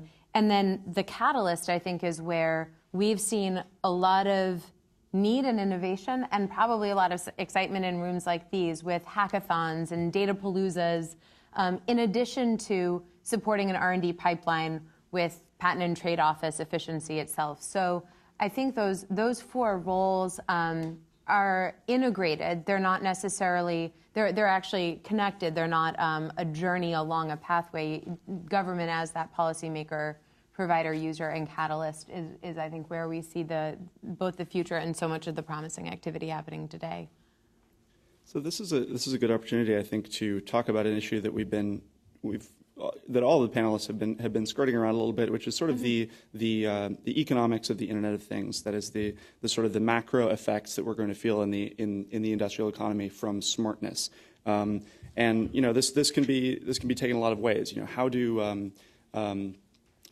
How does more information make it easier to create niche markets? Sensors are cheap. Does that affect barriers to entry? Things like this. So I wonder if any of you can talk about sort of how these technologies might change this sort of the macro economic landscape, and then how I suppose policymakers can enable this to sort of to happen as it should. I guess every time you have a massive leap forward in technology, it creates new winners and losers. And some stuff's going to become cheaper and some stuff's going to become more expensive. And there are going to be people who have niche companies on doing predictive analytics on some micro aspect of power generation or whatever it is, or doing protection. And so I think generally speaking, when you think about the possibilities of money saved, there's a lot of that. If you're running a big capital-intensive industry, there's a lot of nooks and crannies where you lose value presently that you can help to save value going forward. But on the other hand, much like I spent no money buying apps 10 years ago, and I spend money buying apps today, there are also new cost centers which will emerge. And so I think it'll catalyze a whole different industries or micro niches, and ultimately it will raise GDP of the United States and of other countries around the world that participate in it. But there'll be a reallocation of value and a certain shifting of who's doing what. So if I take the next step, there are 2 different ways of looking at it, the impact in the industry. First one is really purely from product and service perspective. New product, new sensors, new networks, new services based on it. For example, like companies are creating new products based on this new connectivity. That's going to sell, and it's going to sell good. The question is it going to be the majority of the benefit to the industry? It's really the majority of benefit I think, will really come from what you're going to do on top of these new technologies and new products. I'll give you an example. If a city wants to put CCTV camera all over the city, for example, how many cameras do you think you're going to install? Thousands, maybe? And how much revenue is going to generate for that company to make it? Yeah, it's going to good revenue, but it's not going to be groundbreaking. However, if you create a new type of service that sits on top of the data collected by the CCTVs, suddenly you are going to make a lot of, probably orders of magnitude difference type of business opportunities out of it. It's almost unlimited business opportunities. I think that's where the IoT is going to really shine, and that's where a lot of companies is focusing on and will focus on. Anything else? Okay, so I mean, I think it's not a very far leap from this conversation to then talking about competitiveness. And Eric, I liked your broadening earlier of speaking about North American competitiveness. That way we can talk to you too. So I guess what I'm interested in hearing about from you is sort of do North American firms have a unique advantage in this space, and sort of where are the gaps, and sort of what can be done around this? So I think the center of excellence for the moment is in the United States, and there are good reasons for that. I'm not so sure that you're going to see the digital economy in Europe progress perhaps the way it could with things like right to be forgotten, privacy regimes. There's a certain relationship between individuals and data in the private sector and the public sector, which you need at least a priori to be the groundbreaking country or the groundbreaking region on this. And I think that dynamism here, coupled with venture capital and a tradition of entrepreneurship, really plays well. If you're a Canadian firm, and all of our members, we represent the CEOs of the largest firms in Canada, and every one of them have major U.S. operations, and most of their manufacturing is integrated. One of our members, Bombardier, for example, they are literally a NAFTA product where they build, they do the design in Canada, they build the wings in Querétaro in Mexico, and they assemble in Wichita, Kansas. And they are investing very heavily in visualization technology. And so Canada is going to be there to play a part of it. But I think if the United States continues to play its cards right, and I think one area of vulnerability which I would point to that will have to be addressed is some working through or common understanding on privacy, because the biggest threat that I see out there right now is what I call cyber Westphalianism.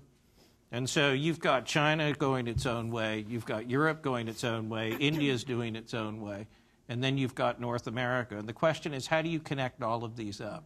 And I think the United States is extraordinarily well positioned to take advantage of this, but the Achilles heel is really about privacy. So if you can figure out what the regime is around that and get a way to deal with it, then I think they can be that this country can really continue to lead. The other question, of course, and this is also a societal choice, will be to how do the ramifications of the Snowden revelations play out 5 years hence, and what is the relationship between national security and the internet, and so how the Internet of Things plays out is very much related to how the internet evolves and whether it fragments or whether it continues to evolve using a multi-stakeholder model. A couple of builds on that. One gap or promised land, in a sense, is around the skill set that it takes to do the big data analytics work that will drive insights to improve performance in companies or within government. So there's an estimate that there's going to be between 140 and 160,000 jobs missing in 10 years, employable people missing because they don't have the skills in the United States to do the work of big data analytics, to be that business unit translator between all of the fascinating insights that you can glean from the Internet of Things, measuring RFID on freight but if you don't have someone there who knows how to analyze that data, it's not going to work. So we've, at McKinsey, pioneered an approach called Education to Employment that connects major employers with community colleges, vocational programs, through universities as well, and says, well, what are the standards that it's going to look like for that curriculum? Who do you need to hire? What are the core 100 classes that can more universally be applied, so not every community college in this country is individually trying to craft a program just to meet the needs of the one local employer who may not even be there for a long time. So I think some of these are not actually big technology or big data solutions. They're actually kind of stakeholder engagement and saying, well, we're going to need the people as a critical input. Otherwise, North America, the United States, might fall behind. I think the other way we could fall behind is not to realize the power of the Internet of Things to kind of identify new markets outside of the U.S. So mobile devices and mobile banking in Africa have enabled huge microfinancing regimes, but now also big banks are realizing, oh, I have so much more information now about a citizen I never would have understood in Kenya to understand their lending profile and price appropriately a loan to that small business owner. And so I think a piece of it, too, is for U.S. companies to be able to sell and identify products in the global market through the Internet of Things. And then the security and privacy issue is so vital. We've seen, particularly in the education field, a lot of concern from parents that student data will be used kind of maliciously or in just uncontrolled ways at the end of a student's career, say, and not that it might limit someone from getting into college. And so there was a big organization called In Bloom that the Gates Foundation had funded around kind of the Internet of Things and open data for student education. And there was a huge backlash because the stakeholder community of parents and students and educators, it seemed to many, could have been brought in earlier and helped define what those standards look like, or at least be part of identifying the benefits. Because if all that's being told is we're going to get a lot of data, to people who know the end of that sentence, it's exciting, but to people who don't think the end of that sentence is, and I'm going to have way too much known about me by the government, you need to engage early. So, anything else? Yeah, so my observation about U.S. competitiveness in IoT is the European government has been traditionally invested a lot more money, I will say huge amount of funding from the government perspective in IoT for a long time, more than 10 years, I'll say. They have many, many different programs, funding programs mostly, not just IoT and smart cities and everything. So in that regard, you can say European government has been ahead of the U.S. government in that sense. However, what I think it makes really compensate that difference is the private sector investment. A lot of investment from private sector has been made. We talked about venture capital, larger corporations. They have been making a lot of investment, probably more than what European companies have been doing. So is it U.S. ahead or behind? It's a very hard question to answer. Question to answer. But I would say, in general, U.S. is much more proactive in private sector, and I think it's a good way to keep their heads ahead. Okay, I'd like to move to some audience questions now.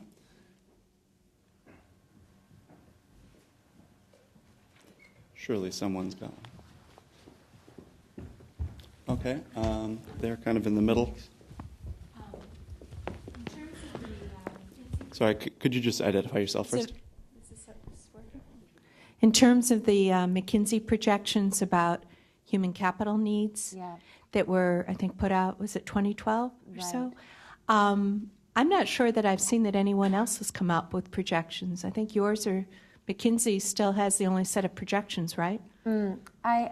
I don't know that there's no one else, but yeah, are you just wondering either why there hasn't been more analysis of that or what the action is? I just find I find it interesting that I don't think our federal government has come up with projections.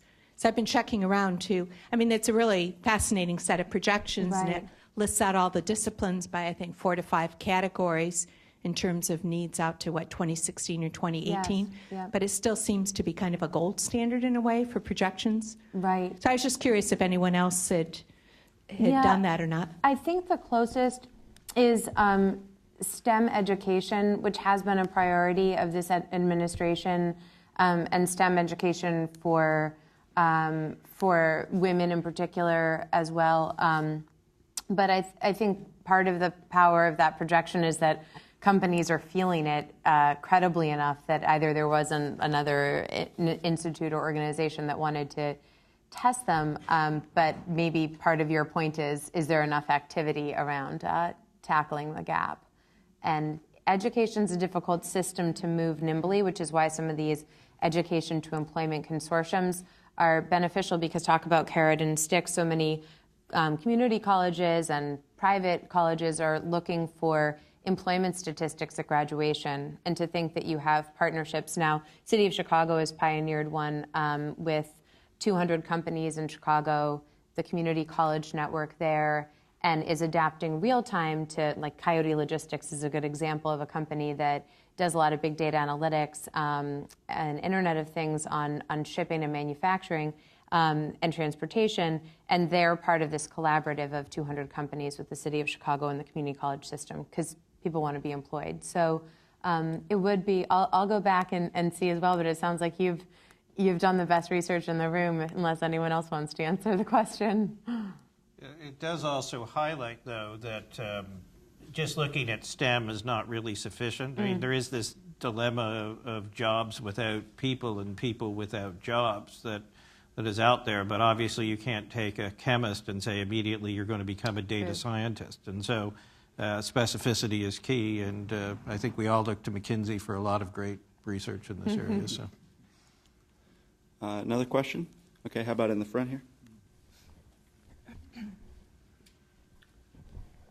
Hi, I'm Eric Fisher from the Congressional Research Service at the Library of Congress, and I'm wondering if any of you could talk about what your views are on how with respect to security, how Internet of Things sort of fits in to the NIST framework and some of the work that like DHS is doing at the NCIC on industrial control systems.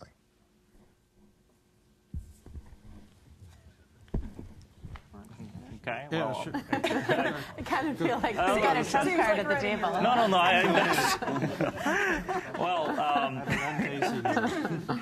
Okay. That's actually a very good question in the sense that security and innovation is almost like two sides of the coin. So even IoT is not any different. If one side goes too fast, the other side we're going to have trouble. So how does it fit into those existing frames and things like that? I mean, there are a lot of obviously different ways to fit in. The main difference in IoT and from security perspective is that a lot of times you have to focus on resiliency as much as prevention. So prevention means that you stop whatever is coming in, which has been number one goal of a lot of security systems and industrial systems too. But at the same time, what you have to look at is if there are like too many devices, there are too many different protocols, there are too many different operating systems, then at the end of the day, you have to think about what is the next step, which means if a part of the system somehow is having a little trouble, then what does that mean? What is the impact? And how do you recover it as soon as possible, and how to get to a status that is fully operational? So it's not that there's only one single bullet. I mean, security is almost like something that you have no answer whatsoever. I mean, whatever you do, there's always new questions. I mean, that's great for security industry. That's how they do things. IoT is not any different, but there will be new set of questions, of course, in IoT. So DHS is engaged in trying to do a lot of good work in this area, but part of it, the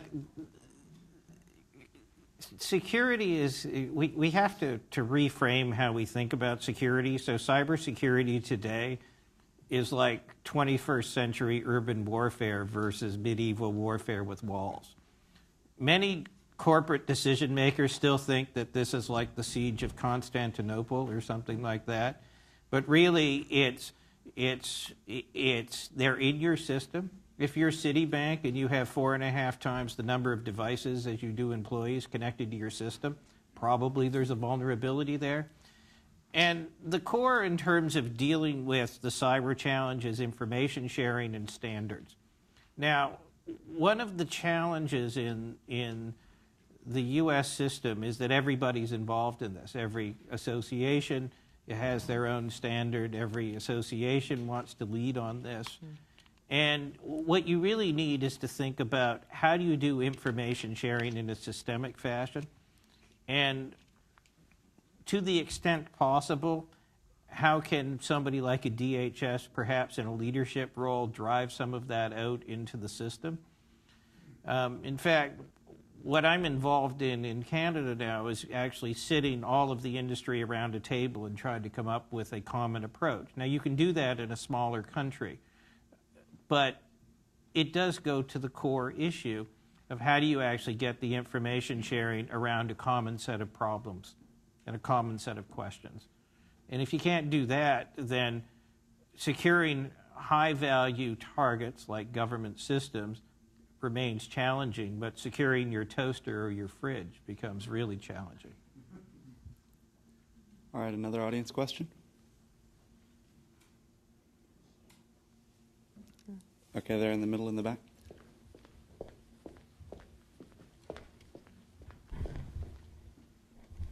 Hi there, Brandon Wilkerson from the National Defense University. You talked a little bit about the importance of government taking the lead on privacy, solving the privacy issue. There seems to be, we're at loggerheads in Congress. Is that the place to solve this privacy issue, or what are some of the approaches to maybe start breaking down the walls on this privacy issues? So I was with one of the FTC commissioners yesterday, and they've done some really, really good work in this area. So the first step to dealing with the privacy issue is understanding both what the challenge is, where the trade-offs are, and what the economic implications are of not doing this. And so the obvious way forward would be for Congress to do something, but there are, shall we say, challenges associated with getting bipartisan agreement to make that happen. A good first step undertaken by the Obama administration was the work done by Danny Weitzner when he was in the White House and at the OECD dealing with privacy principles. That's been something that's really been important. But a lot of this is actually learned practice and evolving the informal structures of compliance with certain aspects of law to this new challenge. And so it is happening organically. It could use a boost from the leadership that legislation in Congress would provide. But I think part of the issue is that privacy is seen more as a social issue or a social convention rather than as a core economic issue. But in order to get around that, what you also need are the big global producers of goods and services in the information technology space to step up and say, look, we are having challenges in the Indian market or in the Japanese market or in the European market because of this. Everybody's dealing with it in a different way. It's challenging. And the other question I'll put on the table before I stop is state level. California, for example, has been very, very engaged in this particular area. So much like you saw in the mid to late 2000s with fuel economy for automobiles, it may actually be California that drives the solution to this. And while some in the country may think that they're in the right place, I'm not sure everybody does, and it's important to have a national debate about what this thing should look like. So speaking from the congressional perspective and admitting that we have been very deliberative on this issue, I think that's for a couple of reasons. One, as you mentioned, these are largely state-based regimes, and so I think we try to proceed with a lot of caution before we do things that are overruling what's happening at the state level. I think also on privacy in particular, there's a feeling of first do no harm. There's a real awareness of the risk if we get it wrong.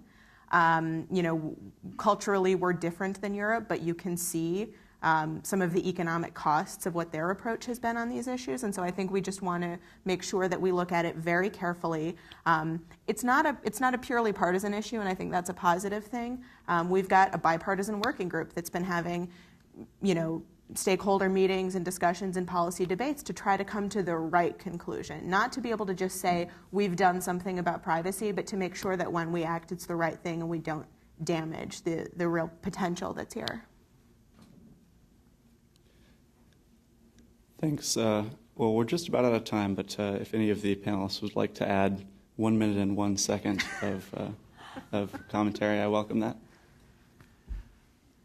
Go ahead. I'll go next. Go. Yeah. Yeah. So I like talking, so that's as you can see.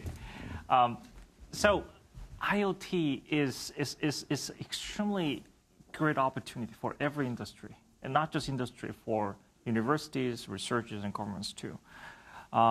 Question is, how do you actually move this forward faster than others? How to accelerate it? I mean, this is happening. I mean, even if you don't do anything, it will happen, right? No matter what, it will happen. From the perspective of the U.S. government, question is, how can you make U.S. at the forefront of this innovation? And then if there will be huge market, huge advantages, who's going to get those markets, who's going to get advantages? I mean, that's one big question. And to make that happen, really, we should stop talking and start doing things.